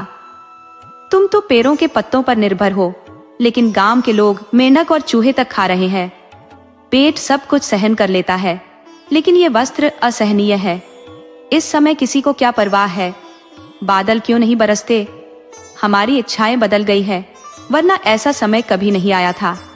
आज हर दृष्टि में लालिमा है, जैसे हर आंख में रक्त है, पानी नहीं है। तुम ऐसा करो, कहीं से मांग कर खा लो, शायद कोई तरस खाकर तुम्हें रोटी का एक टुकड़ा दे दे। हे भगवान, अब तो मौत दे दो। हम गरीब हैं, लेकिन किसी के सामने हाथ नहीं फैलाते। जग्गू भूख से मर रहा था और रोटी मांगने के लिए निकल पड़ा। बच्चे का मानना था कि शायद गरीबों के यहाँ रोटी मिले, लेकिन बाहर निकलने पर उसने सभी को गरीब पाया और सब उदास थे। कोई खोज नहीं थी। बच्चा बहुत देर तक इधर उधर घूमता रहा, लेकिन किसी ने रोटी नहीं दी। निराश होकर वह घर की ओर लौट चला। अचानक उसने एक जगह पर लोगों की भीड़ देखी। वह दौड़कर वहां गया और देखा कि एक सरकारी अधिकारी मुनादी कर रहा था और लोग उसके चारों ओर खड़े थे। बच्चा चकित रह गया। वह समझ नहीं पा रहा था कि उनके खुश होने का कारण क्या है। थोड़ी देर बाद रहस्य खुल गया। महाराजा रंजीत सिंह ने शाही किले में अनाज के गोदाम खोल दिए थे और घोषणा की थी कि जो भी गरीब हो वह आकर अनाज ले जाए, इसका मूल्य नहीं लिया जाएगा। लोग महाराज की इस उदारता पर आश्चर्यचकित रह गए। कहते थे कि वह आदमी नहीं, देवता है। मुसलमान कहते थे कि वह कोई औलिया है। एक आदमी कह रहा था कि महाराज ने लोगों को बाहर भेजा है ताकि जितना अनाज मिल सके खरीद कर ले आओ। मेरी प्रजा मेरी संतान है, मैं उसे भूखा नहीं मरने दूंगा। दूसरे आदमी ने कहा, मगर महाराज पहले क्या सो रहे थे, ये विचार पहले क्यों नहीं आया। पहले वाले आदमी ने उत्तर दिया, महाराज सोते नहीं थे, वे जागते रहते थे और हर समय पूछते रहते थे कि अब अनाज की स्थिति क्या है, अब लोगों की क्या दशा है। कल तक उन्हें यही पता था कि अनाज महंगा है। आज समाचार आया कि बाजार में एक दाना भी नहीं मिलता। महाराज घबरा गए कि अब क्या होगा। अंततः उन्होंने लोगों को बाहर भेजा कि जितना अनाज मिल सके खरीद कर ले आओ। मैं लोगों में मुफ्त बांटूंगा, मेरे खजाने में रुपए हों या ना हो, लेकिन लोग बचने चाहिए। तब एक आदमी ने कहा, इन्होंने तो कह दिया कि महाराज पहले सोते थे, ऐसा मालूम नहीं। महाराजाओं को एक ही चिंता होती है, सभी की चिंता होती है। कोई और होता तो कहता कि वर्षा नहीं हुई, इसमें मेरा क्या दोष। मेरे राजमहल में सब कुछ है, लेकिन अब तो परमेश्वर ने हमारी सुन ली। बच्चा वहां से चला और इतना प्रसन्न था जैसे उसे कोई अनमोल वस्तु मिल गई हो। कुछ समय बिताकर वह धीरे धीरे चलता गया और फिर दौड़ने लगा, डरते हुए कि यह शुभ समाचार घर में उसके पहुंचने से पहले न पहुंच जाए। वह चाहता था कि घर के लोग यह खुशखबरी मुझसे ही सुने। घर पहुंचा तो उसका बाबा सिर झुकाए बैठा था। बच्चे को खाली हाथ देखकर बाबा ने एक लंबी सांस भरी और सिर झुका लिया। बच्चे ने बाबा का हाथ थाम लिया और उसे दृढ़ता से खींचते हुए बोला, उठो, चादर उठा लो, महाराज ने घोषणा कर दी है कि अनाज मुफ्त मिलेगा। बहन, माँ, बाबा और सभी अन्य लोग चौंके और बच्चे की बात पर विश्वास नहीं किया। सिर हिलाते हुए उन्होंने कहा, यह बच्चा है, शायद किसी ने उसे मजाक में बहलाया होगा। क्या महाराज पूरा शहर मुफ्त अनाज देंगे? लेकिन जग्गू ने कहा, मैंने स्वयं मुनादी सुनी है, यह असत्य नहीं है। लोग इसे सुनकर खुश हो गए। तुम चादर लेकर मेरे साथ चलो बाबा। बाबा और जग्गू दोनों चादर लेकर चल पड़े। बाबा को अभी भी संदेह था कि यह एक मजाक हो सकता है, लेकिन बाजार में पहुंचकर देखा कि 2000 लोग वहां जा रहे थे। अब बाबा को जग्गू की बात पर विश्वास हो गया। जिले में पहुंचे तो वहां केवल गरीब ही थे और अमीरों को अंदर जाने की अनुमति नहीं थी। फाटक पर सिपाही खड़े थे जो सफेद और उजले कपड़े देखे तो उन्हें रोक लेते थे। वे कहते थे, ये अनाज गरीबों की सहायता के लिए है, अमीरों के घर तो अभी भी भरे पड़े हैं। ये गरीबों का लंगर था, अमीरों का भोज नहीं। अब तक हमने अमीरों के लिए सभी दरवाजे खुले देखे थे, लेकिन यहाँ अमीर लोग मुंह ताकते खड़े थे और किसी ने परवाह नहीं की। जग्गू और उसके बाबा गरीब थे, इसलिए किसी ने उन्हें नहीं रोका। वे अंदर चले गए। वहां देखा कि सैकड़ों सरकारी कर्मचारी तराजू लेकर बैठे थे और अनाज तौलते जा रहे थे, लेकिन एक घर में केवल एक ही व्यक्ति को अनाज मिलता था, दूसरों को लौटा दिया जाता था। लोग बहुत थे और आगे बढ़ना आसान नहीं था। जग्गू अभी बच्चा था और उसके दादा वृद्ध थे, साथ में कोई जवान आदमी भी नहीं था। उन्होंने कई बार मिन्नत की, हमें भी अनाज दिलवा दो, लेकिन उस समय किसी ने नहीं सुनी। बाबा ने 2 बार आगे बढ़ने का प्रयास किया, लेकिन दोनों बार धक्के खाकर बाहर आ गए। तब जग्गू और बाबा दोनों एक ओर खड़े हो गए और अपनी विवशता पर विलाप करने लगे। संध्या का समय हो गया और अंधेरा छाने लगा। तभी शंख बजने की आवाज सुनाई दी और अनाज देने वालों ने अनाज देना बंद कर दिया। आदेश हुआ कि बाकी लोग कल आकर ले जाएं, लेकिन यदि कोई फिर से आया तो उसे सजा दी जाएगी। महाराज नाराज हो सकते हैं। लोग निराश हो गए और आंगन धीरे धीरे खाली हो गया। लेकिन जग्गू और बाबा कैसे चले जाते? कई दिनों से भूखे थे। दोनों रोने लगे। बाबा ने कहा, बेटा, हम कितने दुर्भाग्यशाली हैं, नदी के किनारे आकर भी प्यासे लौट रहे हैं। भाग्यशाली लोग झोलियां भरकर ले गए, हम खाली हाथ लौट जाएंगे। बाबा, उनसे कहो हमें दे दें, हम बहुत भूखे हैं। चलो घर चलते हैं, अनाज नहीं मिलेगा तो गलियां तो मिलेंगी। बच्चे ने कहा, तुम कैसी बातें करते हो?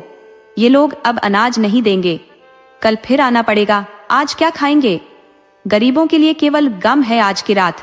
सब्र करो बाबा, मैं नहीं जाऊंगा। कहो तो सही, शायद दे दे। इतने में एक सरदार आया और हमारे पास खड़ा हो गया। उसने कहा, अब क्यों नहीं जाते? कल आ जाना, आज अनाज नहीं मिलेगा। बाबा ने ठंडी सांस भरी और कहा, जाते हैं सरकार। इस व्यवस्था से सरदार का दिल पसीज गया। उसने पूछा, तुम कौन हो?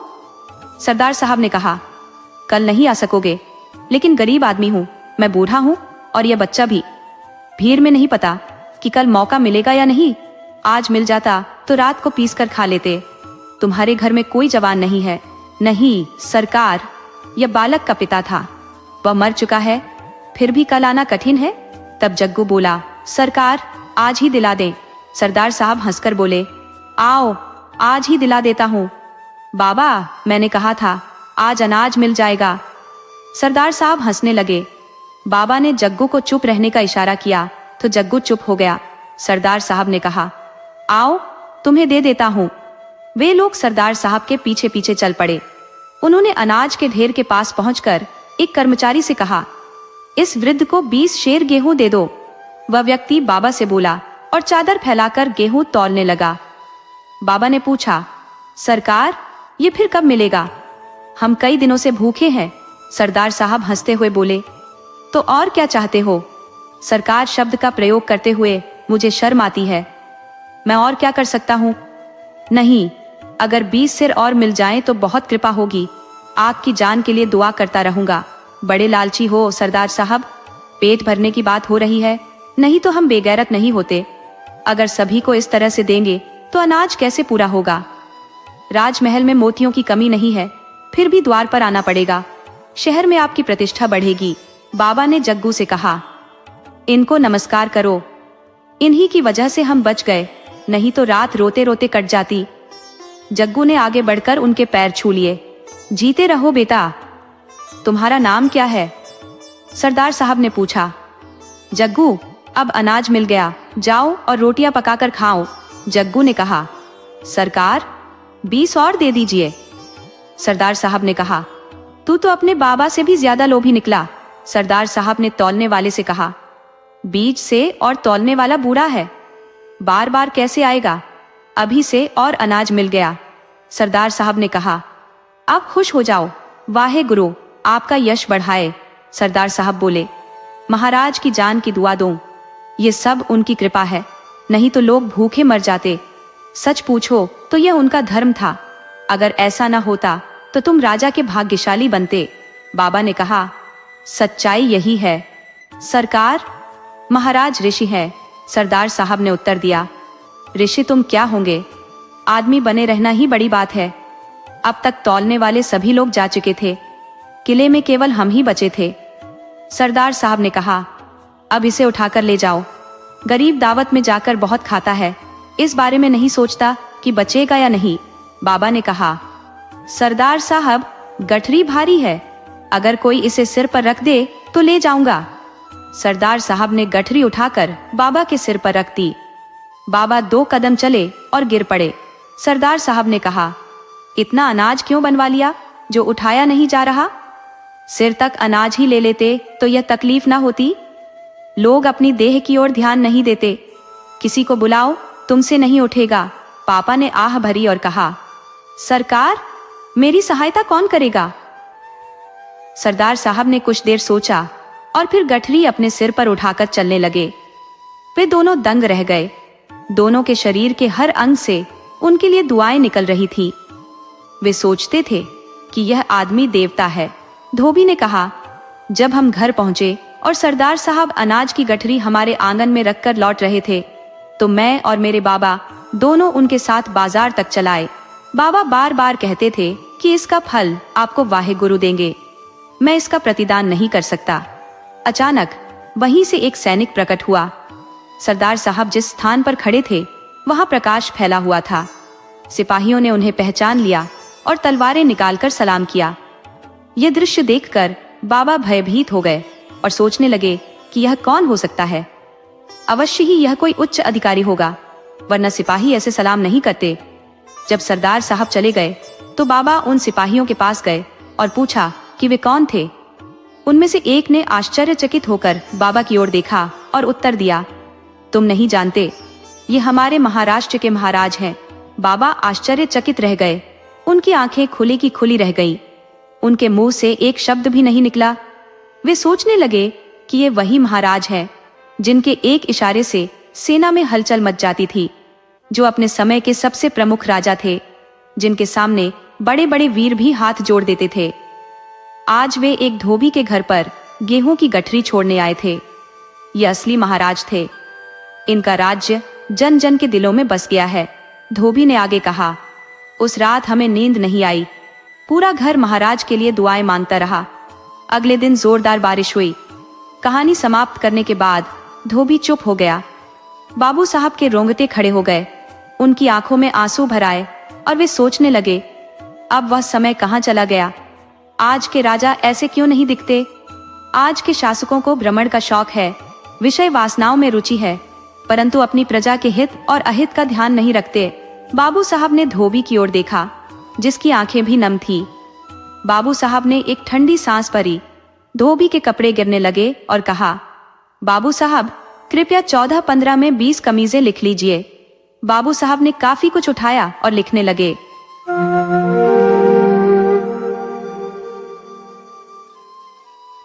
एक सुदूर गांव, मन गांव में जिंदगी सीधी सादी थी। मिट्टी के घर, कच्चे रास्ते, हरे भरे खेत और सुबह की हवा में गोबर के उपलों की गंध। सब कुछ वैसा ही था जैसा पीढ़ियों से चला आ रहा था। गांव वाले भोले थे, मेहनतकश थे और अपने देवी देवताओं पर अटूट विश्वास रखते थे। गांव में एक पुराना पीपल का पेड़ था जिसे सभी लोग पूजते थे और कहते थे कि वहां शक्तिशाली आत्मा वास करती है। लोग वहां तेल का दीपक जलाते, नारियल चढ़ाते और मन्नतें मांगते। लेकिन पिछले कुछ महीनों से गांव की फिजा में एक अजीब सा सन्नाटा पसरने लगा था।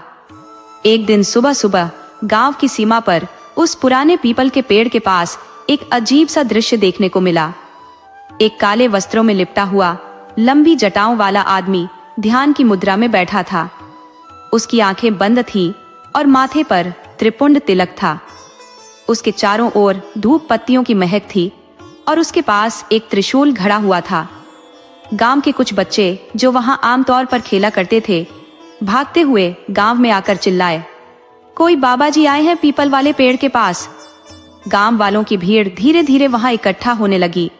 किसी ने कहा, लगता है कोई सिद्ध पुरुष है, तो किसी ने कहा, शायद जंगल से आए हैं, तपस्वी है। बाबा ने धीरे धीरे आंखें खोली और अपनी भारी आवाज में बोले, हे भक्तों, परम शक्ति के आदेश से मैं यहाँ आया हूँ। ये स्थान पवित्र है, लेकिन कुछ अशुभ शक्तियां इसे कलुषित कर रही है। मैं यहाँ साधना करूंगा और इस गांव को संकटों से मुक्त करूंगा। गांव वाले अक रह गए। कोई उनके पैरों पर गिर पड़ा, कोई हाथ जोड़कर खड़ा हो गया। बाबा के चेहरे पर रहस्यमय मुस्कान थी। गांव के एक वृद्ध हरिराम, जो हर चीज पर विश्वास कर लेते थे, सबसे पहले बाबा के चरणों में बैठ गए। उन्होंने अपने बेटे की बीमारी के बारे में बताया। बाबा ने अपनी आंखें बंद की, कुछ मंत्र बुदबुदाए और बोले, तुम्हारा बेटा अब ठीक हो जाएगा। कल सुबह उसे तुलसी के पत्तों में मेरा दिया हुआ राख मिलाकर पिलाना। अगले दिन जब हरिराम का बेटा सच में थोड़ा बेहतर महसूस करने लगा, तो पूरे गांव में हल्ला मच गया। बाबा सच्चे हैं, चमत्कारी है। अब हर कोई बाबा से अपनी समस्याओं का समाधान मानने आने लगा।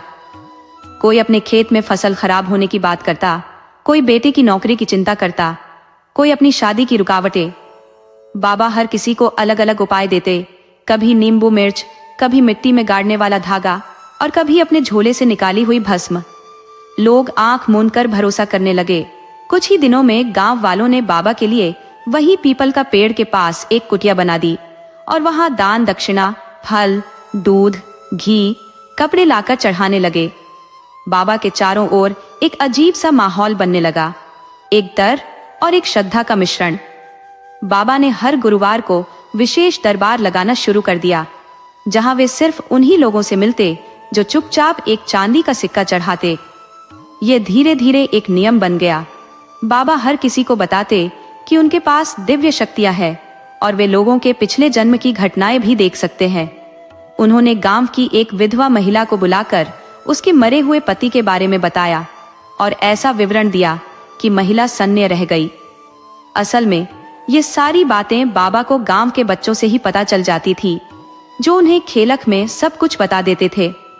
बाबा बड़े चालाकी से उन सूचनाओं का इस्तेमाल चमत्कार दिखाने में करते, लेकिन जितना गांव बाबा के प्रभाव में डूबता जा रहा था, उतना ही कुछ लोग भीतर ही भीतर असहज महसूस करने लगे। गांव के मास्टर जी पारस बाबू, जो शहर से पढ़े लिखे होकर लौटे थे, उन्होंने देखा कि बाबा के आने के बाद से गांव की सोच बदल रही है। लोग मेहनत छोड़कर चमत्कारों की आस में जीने लगे हैं। हर छोटी बड़ी बात के लिए बाबा के पास जाना आम बात हो गई थी। मास्टर पारस ने एक दिन अपनी माँ से कहा, अम्मा, ये सब दिखावा लगता है मुझे। कोई आदमी सब कुछ नहीं जान सकता और ये राख, धागा, नींबू मिर्च, ये सब अंधविश्वास है। अम्मा नाराज हो गई, बोली, तेरी पढ़ाई ने तुझे घमंडी बना दिया है। तू क्या जाने बाबा के चमत्कार? हरिराम के बेटे को किसने ठीक किया? क्या डॉक्टर कर पाया था? इस तरह पूरा गांव दो हिस्सों में बंटने लगा। एक जो बाबा को भगवान मानता था और दूसरा जो धीरे धीरे शक करने लगा था। लेकिन बाबा का असर बढ़ता ही जा रहा था। बाबा के चारों ओर अब कुछ चेले भी रहने लगे थे, जो उनके लिए दक्षिणा इकट्ठा करते, लोगों को बुलाकर लाइन लगवाते और दरबार का अनुशासन बनाए रखते। और फिर एक रात जब सब सो रहे थे, गांव के सुदूर हिस्से से एक औरत की चीख सुनाई दी। सब लोग जागे, दौड़कर वहां पहुंचे, लेकिन वहां कुछ नहीं मिला। बस मिट्टी पर अजीब निशान थे। बाबा ने अगले दिन कहा, यह अशुभ आत्माओं की चाल है। मेरी साधना सफल हो रही है, इसलिए बाधाएं आएंगी। और लोगों ने फिर श्रद्धा से सिर झुका दिया। लेकिन उस चीख की गूंज मास्टर पारस के दिल में बैठ गई। उन्होंने ठान लिया, अब मैं पता लगाऊंगा कि यह बाबा कौन है, कहां से आए हैं और इनका असली मकसद क्या है। बाबा की ख्याति अब मन गांव की सीमाओं को लांघने लगी थी। आसपास के गांवों से भी लोग अब हर गुरुवार और पूर्णिमा की रात को पीपल के नीचे बनी कुटिया पर जमा होने लगे थे। कोई इलाज के लिए आता, कोई नौकरी की तलाश में, तो कोई किसी भूत प्रेत बाधा से मुक्ति के लिए। बाबा के चेहरे पर हमेशा एक रहस्यमय मुस्कान होती और उसकी भारी आवाज जब हवा में गूंजती तो लोगों के रोंगटे खड़े हो जाते। कुटिया अब एक आश्रम में तब्दील हो चुकी थी। बाबा के चेलों ने जगह जगह भूत के पैकेट, रक्षा धागे और मंत्र लिखे कागज के टुकड़े बांटना शुरू कर दिए थे, जो कि दान में प्राप्त चढ़ावे के बदले दिए जाते थे। कुछ चेलों का काम बस इतना था कि भीड़ को लाइन में लगवाना, उन्हें डांटना, फटकारना और बाबा के लिए रास्ता साफ रखना। बाबा अब हर किसी से सीधे बात नहीं करते थे। कई बार तो सिर्फ चेले ही लोगों की समस्याएं सुनकर उपाय बता देते थे।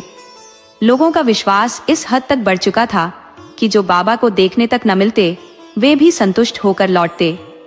गांव के बूढ़े बुजुर्ग, जिनका जीवन तपस्या और साधुओं की कहानियों में बीता था, बाबा को बहुत ऊंचे स्तर का योगी मानने लगे थे।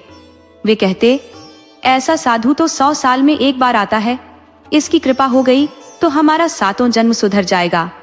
और जब बाबा कभी किसी के बारे में ऐसी बातें बोलते जो उन्हें खुद नहीं पता होती, जैसे पिछले जन्म की कहानियां, किसी मरे हुए व्यक्ति के नाम या कोई छुपा हुआ गुनाह, तो लोग थर्रा उठते।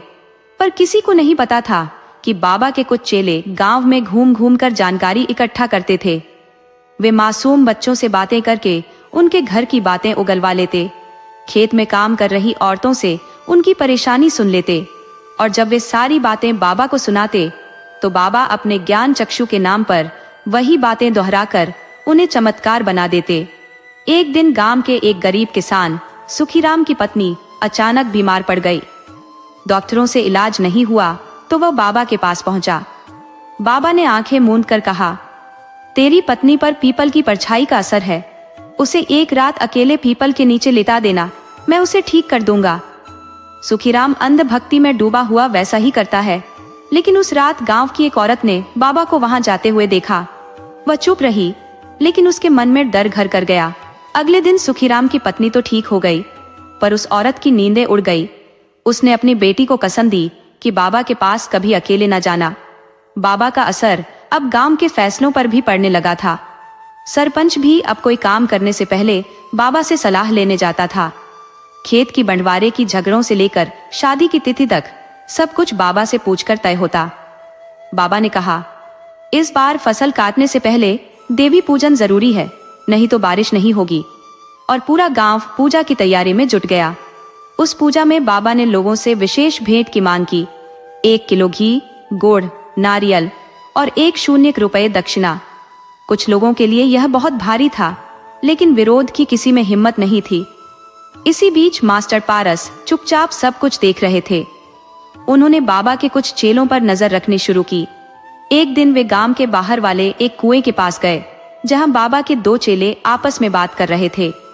मास्टर जी झाड़ियों में छिपकर सब सुनने लगे। एक चेला कह रहा था, अगली बार वाली बुढ़िया से कह देना कि उसका मरा हुआ बेटा सपने में आया था बाबा को, वह तो खुद बाबा से बात करना चाहती थी। दूसरा बोला, हाँ, और उस नायक के बेटे को भूत दिखा देंगे इस बार, डर जाएगा तो बाबा के पास भागेगा। मास्टर जी को अब यकीन हो गया कि कुछ बहुत बड़ा ढोंग चल रहा है, लेकिन समस्या यह थी कि अगर वे यह सब गांव में बताते तो कोई मानता नहीं।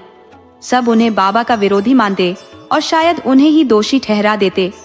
वे धीरे धीरे हर बात का प्रमाण इकट्ठा करने लगे। इधर गांव में बाबा का प्रभाव इस हद तक बढ़ गया था कि लोगों ने अपने खेत तक बाबा के नाम लिखवा दिए ताकि उनकी फसल सुरक्षित रहे। इसी दौरान गांव में एक नई बात शुरू हुई। बाबा ने कहा कि कुछ विशेष लोगों को अंतरंग साधना के लिए चुना जाएगा। इसमें शामिल होने वाले को रात में अकेले बाबा की कुटिया में आना होगा। बाबा ने कहा, यह साधना किसी भी सामान्य व्यक्ति के लिए नहीं है, केवल वही लोग आ सकते हैं जिन्हें मैंने चुना है। बाबा के चेले उन लोगों के नाम लेकर घर घर सूचना देने लगे। इस सूची में अधिकतर युवा लड़कियां थी। कुछ परिवार हिचकिचाए, लेकिन बाबा की बात टालने की किसी में हिम्मत नहीं थी। एक माँ ने तो यहाँ तक कहा, हमारी बेटी बहुत भाग्यशाली है, जो बाबा ने चुना है, उसका जीवन सफल हो जाएगा।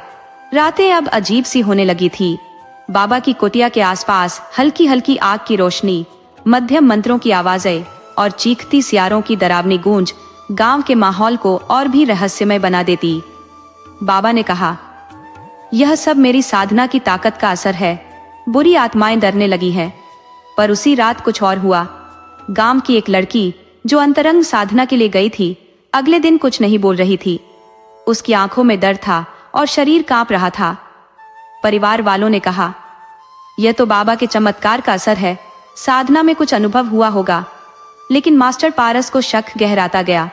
उन्हें अब यकीन हो गया कि बाबा न सिर्फ अंधश्रद्धा फैला रहा है, बल्कि इस आस्था के नाम पर कुछ भयानक खेल भी खेल रहा है। लेकिन क्या वे यह सब साबित कर पाएंगे? और अगर हाँ, तो क्या गांव वाले उन्हें सुनेंगे? एक और गुरुवार आने वाला था और बाबा ने ऐलान कर दिया था कि इस बार की दरबार विशेष होगी। स्वर्गीय आत्माओं से संपर्क का आयोजन होगा, जिसमें केवल वही लोग शामिल हो सकते हैं जो 5 ग्राम सोना या उसके बराबर का दान करे। गांव फिर एक बार तैयारी में लग गया और बाबा की हंसी धीरे धीरे एक गूंज बनती जा रही थी, जो दूर तक सुनाई देती थी। गांव में सब कुछ सामान्य सा लग रहा था, लेकिन हवा में कुछ अजीब था। बाबा की अंतरंग साधना वाली रातों के बाद कुछ लड़कियां बिल्कुल बदल चुकी थी। उनकी आंखों में डर, होठों पर चुप्पी और चाल में बेबसी थी। पहले वे हंसती थी, खेतों में काम करती थी, गांव की गलियों में नजर आती थी, लेकिन अब वे छाया बन चुकी थी। एक एक करके 3 लड़कियां अपने घरों में गुमसुम रहने लगी, न हंसती न बात करती। एक बार तो सरला, जिसकी उम्र मुश्किल से 15 साल रही होगी, रात को चीखने लगी। माँ ने जब पूछा तो वह बस कहती रही, मैं वहां नहीं जाऊंगी, मुझे माफ कर दो। और उसके बाद वह कई दिन तक बुखार में पड़ी रही। गांव वालों को फिर भी यकीन नहीं हुआ कि कुछ गलत हो रहा है। उनका कहना था, बाबा की साधना बहुत शक्तिशाली है, बच्चों से कुछ सहन नहीं होता। ये बातें बाबा के चेलों ने ही फैलाई थी और अब हर कोई वही दोहराता जा रहा था। मास्टर पारस अब बहुत कुछ समझ चुके थे, लेकिन उनके पास ठोस सबूत नहीं था। उन्होंने मन में ठान लिया कि अब कुछ बड़ा करना होगा। उन्होंने शहर के अपने एक पुराने दोस्त संदीप से संपर्क किया, जो कि एक स्थानीय पत्रकार था। संदीप पहले गांव का ही रहने वाला था, लेकिन अब वह शहर में रहकर अपराध और सामाजिक मुद्दों पर रिपोर्टिंग करता था। मास्टर जी ने सारी बातें विस्तार से बताईं। संदीप को भी पहले विश्वास नहीं हुआ, लेकिन मास्टर जी की बातों और भावनाओं में सच्चाई थी। दोनों ने मिलकर एक योजना बनाई। बाबा की अगली साधना सभा में कैमरा छिपाकर सच्चाई को दुनिया के सामने लाना। इधर बाबा की लोकप्रियता अब चरम पर थी। उनके नाम पर पर्चे छपवाए जा रहे थे। बाबा परमहंस जी महाराज की दिव्य शक्ति से पाए हर समस्या का समाधान। अब तो बाबा ने एक नई योजना शुरू की थी, साप्ताहिक दीक्षा योग शिविर, जिसमें युवाओं को चुना जाता था। चयन की प्रक्रिया भी रहस्यमय थी। बाबा के चेले कहते, जिसके माथे पर तीसरे नेत्र की छाया है, वही दीक्षा का अधिकारी है। इस बार दीक्षा शिविर के लिए जिस लड़की का नाम आया, वह थी मास्टर पारस की ही शिष्या सीमा। सीमा तेज तर्रार, समझदार और पढ़ाई में अव्वल थी, लेकिन बाबा के इस चयन से मास्टर पारस का खून खौल गया। उन्होंने सीमा से सच सच सब बताया और कहा, अगर तू तैयार हो तो हम बाबा का असली चेहरा सबके सामने लाएंगे। सीमा पहले डर गई, लेकिन फिर उसने हिम्मत दिखाई और हामी भर दी। योजना थी कि सीमा बाबा की कुटिया में लगे दीक्षा शिविर में जाएगी। उसके बालों में छिपा कैमरा होगा, जो उसकी हर हरकत को रिकॉर्ड करेगा। दूसरी तरफ संदीप गांव में बतौर भक्त बनकर आएगा और कुटिया के बाहर निगरानी रखेगा। वह रात आई जब सीमा को बाबा की कुटिया में बुलाया गया। उसे एक चेलानुमा लड़की ने काले कपड़े पहनाए और कुटिया के अंदर ले जाया गया। चारों ओर धूप की तेज गंध, दियों की रोशनी और एक रहस्यमय सा संगीत चल रहा था। बाबा सामने एक ऊंचे सिंहासन पर बैठे थे, आंखें मूंदी हुई। अचानक उन्होंने सीमा की तरफ देखा और कहा, तू चुनी हुई आत्मा है, आज तू परम शक्ति से जुड़ेगी। बाबा ने इशारा किया और बाकी सबको बाहर निकाल दिया। अब कुटिया में सिर्फ बाबा और सीमा थे। कैमरा सब कुछ रिकॉर्ड कर रहा था। बाबा धीरे धीरे उठे और सीमा की ओर बढ़े। मंत्रों की आवाज अब और तेज हो गई थी। सीमा कांप रही थी, लेकिन उसकी आंखों में साहस था। जैसे ही बाबा ने हाथ बढ़ाया, सीमा पीछे हट गई और कहा, क्या यही है तुम्हारी दीक्षा? क्या यही है तुम्हारा ज्ञान? बाबा चौंका। इससे पहले कि वह कुछ कहता, संदीप और मास्टर जी ने दरवाजा तोड़कर भीतर प्रवेश कर लिया। संदीप के हाथ में कैमरा था और मास्टर जी ने सीमा को अपनी छाया में खींच लिया।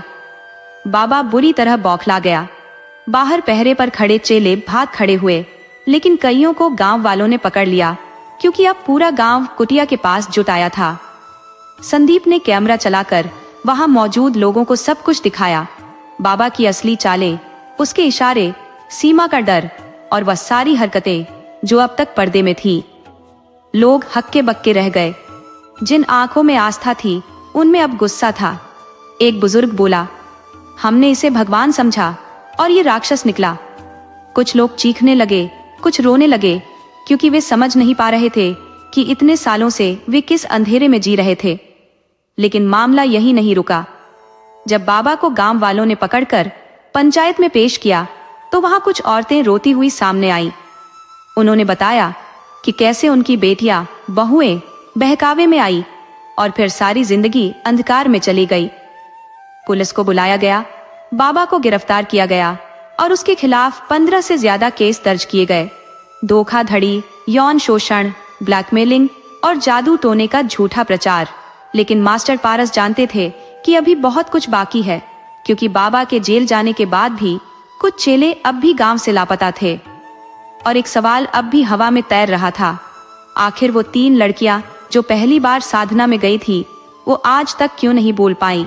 गांव में बाबा की गिरफ्तारी के बाद लोग कई दिनों तक शांति में थे, लेकिन फिर भी अजीब सा सन्नाटा पसरा हुआ था। मास्टर पारस और संदीप दोनों जानते थे कि यह एक छोटा सा कदम था। बाबा की सच्चाई सबके सामने आ चुकी थी, लेकिन कहीं ना कहीं और भी कुछ था जो सबको अंधेरे में रखा हुआ था। मास्टर पारस को अब महसूस हो रहा था कि यह केवल एक पंथ के बारे में नहीं था, यह तो पूरे गांव की आत्मा पर एक दब्बा था। कुछ छिपा हुआ था, कुछ रहस्यमय था, जिसे अब उजागर किया जाना था। बाबा की गिरफ्तारी के बाद गांव के अधिकांश लोग वापस अपनी पुरानी जिंदगी में लौट आए थे। खेती बाड़ी में लगे हुए थे, बच्चों को पढ़ाने का काम फिर से शुरू हो गया था। लेकिन कुछ लोग जो बाबा के सबसे करीबी चेले थे, अब अजीब तरीके से गायब हो गए थे। कहीं से यह आवाजें आ रही थी कि यह लोग अब भी रात के समय गांव के बाहरी हिस्से में इकट्ठा हो रहे थे। मास्टर पारस ने इस पर ध्यान देना शुरू किया। वह संदीप से कह रहे थे, ये बात पूरी तरह से खत्म नहीं हुई है, कुछ तो है जो अभी सामने नहीं आया है। दूसरी ओर सीमा, जो अब तक अपने घर में सुरक्षित महसूस कर रही थी, एक रात फिर से चुपचाप बाहर निकली। उसके मन में एक अजीब सी बेचैनी थी। उसे याद आया कि वह दीक्षा के समय बाबा से जुड़ी उस मूरत के बारे में बहुत सोच रही थी। वह मूरत जो बाबा हमेशा अपनी साधना के दौरान सामने रखते थे, जो पूरी तरह से काली और अंधेरी थी। सीमा को याद था कि बाबा ने कहा था, ये मूरत तुम्हारी आत्मा को शुद्ध करने के लिए है, ये तुम्हारे भीतर के अंधकार को दूर करेगी। सीमा को यह वाक्य अब तक चुपचाप परेशान कर रहा था। उसने सोचा, क्या सच में वह मूरत सिर्फ एक साधारण मूर्ति थी, या फिर उसके पीछे कोई भयानक शक्ति थी? एक रात जब गांव के लोग सो रहे थे, सीमा ने ठान लिया कि वह उस मूरत के पास जाएगी और खुद जानने की कोशिश करेगी। उसने चुपके से बाबा की कुटिया की ओर रुख किया। वह जानती थी कि अब बाबा वहां नहीं है, लेकिन कुटिया का दरवाजा हमेशा खुला रहता था और बाबा के चेले अक्सर रात को कुछ कर रहे होते थे। कुटिया के अंदर का माहौल बिल्कुल बदल चुका था। पहले जो गंध और संगीत होता था, वह अब गायब था, लेकिन कुटिया में एक अजीब सी ठंडक थी, जैसे कोई छाया बैठी हो। सीमा धीरे धीरे अंदर बढ़ी और उसकी नजर उस मूरत पर पड़ी। ये वही मूरत थी जिसे वह देख चुकी थी और अब उसे और करीब से देखने का अवसर मिला। मूरत एक काले पत्थर से बनी हुई थी, जो पहले से कहीं ज्यादा डरावनी लग रही थी। उसके चेहरे पर कुछ निशान थे जो बिल्कुल हकीकत से बाहर लग रहे थे। सीमा की धड़कन तेज हो गई, लेकिन उसकी जिज्ञासा ने उसे आगे बढ़ने के लिए मजबूर किया। वह मूरत के पास गई और अचानक उसकी आंखों के सामने मूरत से एक हल्की सी चमक निकलने लगी। सीमा ने महसूस किया कि उसकी आंखें अजीब सी जलन से भरी थी, जैसे कुछ बहुत पुराना उसे याद दिला रहा हो। वह हड़बड़ाते हुए मूरत के पास पहुंची और उसे छूने की कोशिश की। जैसे ही उसके हाथ मूरत से छुए, एक जबरदस्त झटका लगा और अचानक चारों ओर अंधेरा छा गया। सीमा गिरते गिरते बची, लेकिन उसकी आंखों में अब कुछ अजीब था, जैसे कोई दृश्य उसके सामने घूम रहा हो। फिर सीमा ने सुना, तुमने क्या किया? ये आवाज बहुत धीमी थी, लेकिन डरावनी थी। वह सिर उठाकर देखा तो उसकी आंखों के सामने एक सिलहोट था, जो धीरे धीरे स्पष्ट होता गया। ये कोई और नहीं, बल्कि वही बाबा था। सीमा कांपते हुए बोली, तुम तो जेल में थे, तुम यहाँ कैसे आए? बाबा ने चुपचाप उसकी तरफ देखा और मुस्कुराया। तुमने वह मूरत छुआ है ना? तुम्हारे सामने अब तुम्हारी असलियत है, तुम्हारी सच्चाई है। सब कुछ उसी मूरत में बंद था। तुम जो देख रहे हो वह सब सपना नहीं है, ये तुम्हारा ही अस्तित्व है, जो अब मेरे साथ जुड़ने को तैयार है। सीमा घबराते हुए भागने लगी, लेकिन बाबा की आवाज ने उसे थाम लिया। तुम भाग नहीं सकती, अब तुम हमारे साथ हो, तुम अब हमारे साधक हो। सीमा कांपते हुए वापस मुड़ी और बाबा की तरफ देखा। तुमने हमें धोखा दिया, हम सब तुम्हारे जाल में फंस गए थे। बाबा फिर से हंसा और कहा, तुम सब मेरे ही सृजन हो सीमा, मेरे बिना तुम कुछ भी नहीं कर सकते। तुम चाहकर भी इस रहस्य से बाहर नहीं निकल सकोगी, अब तुम हमारी छाया बन चुकी हो। सीमा के भीतर एक गहरी उथल पुथल मच रही थी। वह जानती थी कि बाबा कुछ छिपा रहे हैं। वह अब और ज्यादा डरी हुई नहीं थी। उसने ठान लिया था कि वह कुछ ऐसा करेगी जिससे बाबा का असली चेहरा और ज्यादा उजागर हो सके। मास्टर पारस को उसकी हालत का पता चला। उन्होंने तुरंत संदीप से संपर्क किया और कहा, अब हमें जल्दी से जल्दी कुछ करना होगा। ये बाबा का खेल अभी खत्म नहीं हुआ है। हम बहुत कुछ खो सकते हैं अगर हमने इसे रोकने की कोशिश नहीं की। सीमा अब किसी से नहीं मिल सकती थी, लेकिन उसका दिल जानता था कि वह जिस रास्ते पर चल पड़ी है वह अब उसे कहीं न कहीं सच के करीब ले जाएगा। गांव में अब कोई भी सामान्य नहीं था। चारों ओर अजीब सी खामोशी छाई हुई थी और हर कोई अपनी आंखों में एक अनकहा डर और सवाल लिए हुए था। मास्टर पारस और संदीप की रणनीति अब अंतिम चरण में थी, लेकिन वे जानते थे कि अगर अब कोई गलती हुई तो गांव का अस्तित्व ही खतरे में पड़ सकता था। बाबा और उनके चेले अब बहुत ज्यादा ताकतवर हो चुके थे। सीमा की जिज्ञासा और उसके द्वारा छुए गए मूरत ने एक अनदेखी शक्ति को उजागर कर दिया था और अब वह शक्ति हर जगह फैली हुई थी। मास्टर पारस को इस स्थिति में सबसे ज्यादा डर इस बात का था कि अगर सीमा सही वक्त पर यह रहस्य ना जान पाई तो बाबा का साम्राज्य और मजबूत हो सकता था। सीमा अब अपनी सोच के साथ अकेली नहीं थी। उसका दिल जान चुका था कि वह बाबा के जाल में बुरी तरह फंसी हुई है, लेकिन अब उसे कुछ ऐसा करना था जिससे बाबा की सच्चाई सबके सामने आ सके। उसने संदीप से मिलने का फैसला किया, लेकिन उसके मन में यह डर था कि कहीं बाबा उसकी हर एक चाल को पहचान ना ले। सीमा जानती थी कि बाबा के पास अब वह रहस्यमयी मूरत थी जो उसकी ताकत का असली स्रोत थी। रात को सीमा और संदीप छुपते छुपाते बाबा की कुटिया में पहुंचे। कुटिया में सब कुछ शांत था, लेकिन अंदर का माहौल बिल्कुल बदल चुका था। मूरत अब और ज्यादा डरावनी लग रही थी। सीमा ने देखा कि मूरत के पास कोई अदृश्य शक्ति झिलमिलाती हुई सी लग रही थी। वह महसूस कर सकती थी कि कोई खतरनाक चीज उसके पास मौजूद थी। संदीप ने धीमे से कहा, हमें बहुत सावधान रहना होगा। बाबा की कुटिया में कुछ छिपा है और हम अब तक जितनी भी कोशिशें कर चुके हैं वह कुछ तो गलत कर रहे हैं। वह हड़बड़ाते हुए मूरत के पास पहुंची और उसे छूने की कोशिश की। जैसे ही उसके हाथ मूरत से छुए, एक जबरदस्त झटका लगा और अचानक चारों ओर अंधेरा छा गया। सीमा गिरते गिरते बची, लेकिन उसकी आंखों में अब कुछ अजीब था, जैसे कोई दृश्य उसके सामने घूम रहा हो। फिर सीमा ने सुना, तुमने क्या किया? ये आवाज बहुत धीमी थी, लेकिन डरावनी थी। वह सिर उठाकर देखा तो उसकी आंखों के सामने एक सिलहूट था जो धीरे धीरे स्पष्ट होता गया। ये कोई और नहीं बल्कि वही बाबा था। सीमा कांपते हुए बोली, तुम तो जेल में थे, तुम यहाँ कैसे आए? बाबा ने चुपचाप उसकी तरफ देखा और मुस्कुराया। तुमने वह मूरत छुआ है ना? तुम्हारे सामने अब तुम्हारी असलियत है, तुम्हारी सच्चाई है। सब कुछ उसी मूरत में बंद था। तुम जो देख रहे हो वह सब सपना नहीं है, यह तुम्हारा ही अस्तित्व है जो अब मेरे साथ जुड़ने को तैयार है। सीमा घबराते हुए भागने लगी, लेकिन बाबा की आवाज ने उसे थाम लिया। तुम भाग नहीं सकती, अब तुम हमारे साथ हो, तुम अब हमारे साधक हो। सीमा कांपते हुए वापस मुड़ी और बाबा की तरफ देखा। तुमने हमें धोखा दिया, हम सब तुम्हारे जाल में फंस गए थे। बाबा फिर से हंसा और कहा, तुम सब मेरे ही सृजन हो सीमा, मेरे बिना तुम कुछ भी नहीं कर सकते। तुम चाहकर भी इस रहस्य से बाहर नहीं निकल सकोगी। अब तुम हमारी छाया बन चुकी हो। सीमा के भीतर एक गहरी उथल पुथल मच रही थी। वह जानती थी कि बाबा कुछ छिपा रहे हैं। वह अब और ज्यादा डरी हुई नहीं थी। उसने ठान लिया था कि वह कुछ ऐसा करेगी जिससे बाबा का असली चेहरा और ज्यादा उजागर हो सके। मास्टर पारस को उसकी हालत का पता चला। उन्होंने तुरंत संदीप से संपर्क किया और कहा, अब हमें जल्दी से जल्दी कुछ करना होगा। ये बाबा का खेल अभी खत्म नहीं हुआ है।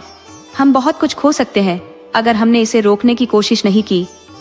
सीमा अब किसी से नहीं मिल सकती थी, लेकिन उसका दिल जानता था कि वह जिस रास्ते पर चल पड़ी है वह अब उसे कहीं ना कहीं सच के करीब ले जाएगा। गांव में अब कोई भी सामान्य नहीं था। चारों ओर अजीब सी खामोशी छाई हुई थी और हर कोई अपनी आंखों में एक अनकहा डर और सवाल लिए हुए था। मास्टर पारस और संदीप की रणनीति अब अंतिम चरण में थी, लेकिन वे जानते थे कि अगर अब कोई गलती हुई तो गांव का अस्तित्व ही खतरे में पड़ सकता था। बाबा और उनके चेले अब बहुत ज्यादा ताकतवर हो चुके थे। सीमा की जिज्ञासा और उसके द्वारा छुए गए मूरत ने एक अनदेखी शक्ति को उजागर कर दिया था और अब वह शक्ति हर जगह फैली हुई थी। मास्टर पारस को इस स्थिति में सबसे ज्यादा डर इस बात का था कि अगर सीमा सही वक्त पर यह रहस्य ना जान पाई तो बाबा का साम्राज्य और मजबूत हो सकता था। सीमा अब अपनी सोच के साथ अकेले नहीं थी। उसका दिल जान चुका था कि वह बाबा के जाल में बुरी तरह फंसी हुई है, लेकिन अब उसे कुछ ऐसा करना था जिससे बाबा की सच्चाई सबके सामने आ सके। उसने संदीप से मिलने का फैसला किया, लेकिन उसके मन में यह डर था कि कहीं बाबा उसकी हर एक चाल को पहचान ना ले। सीमा जानती थी कि बाबा के पास अब वह रहस्यमयी मूरत थी जो उसकी ताकत का असली स्रोत थी। रात को सीमा और संदीप छुपते छुपाते बाबा की कुटिया में पहुंचे। कुटिया में सब कुछ शांत था, लेकिन अंदर का माहौल बिल्कुल बदल चुका था। मूरत अब और ज्यादा डरावने लग रही थी।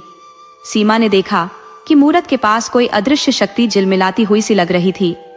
वह महसूस कर सकती थी कि कोई खतरनाक चीज उसके पास मौजूद थी।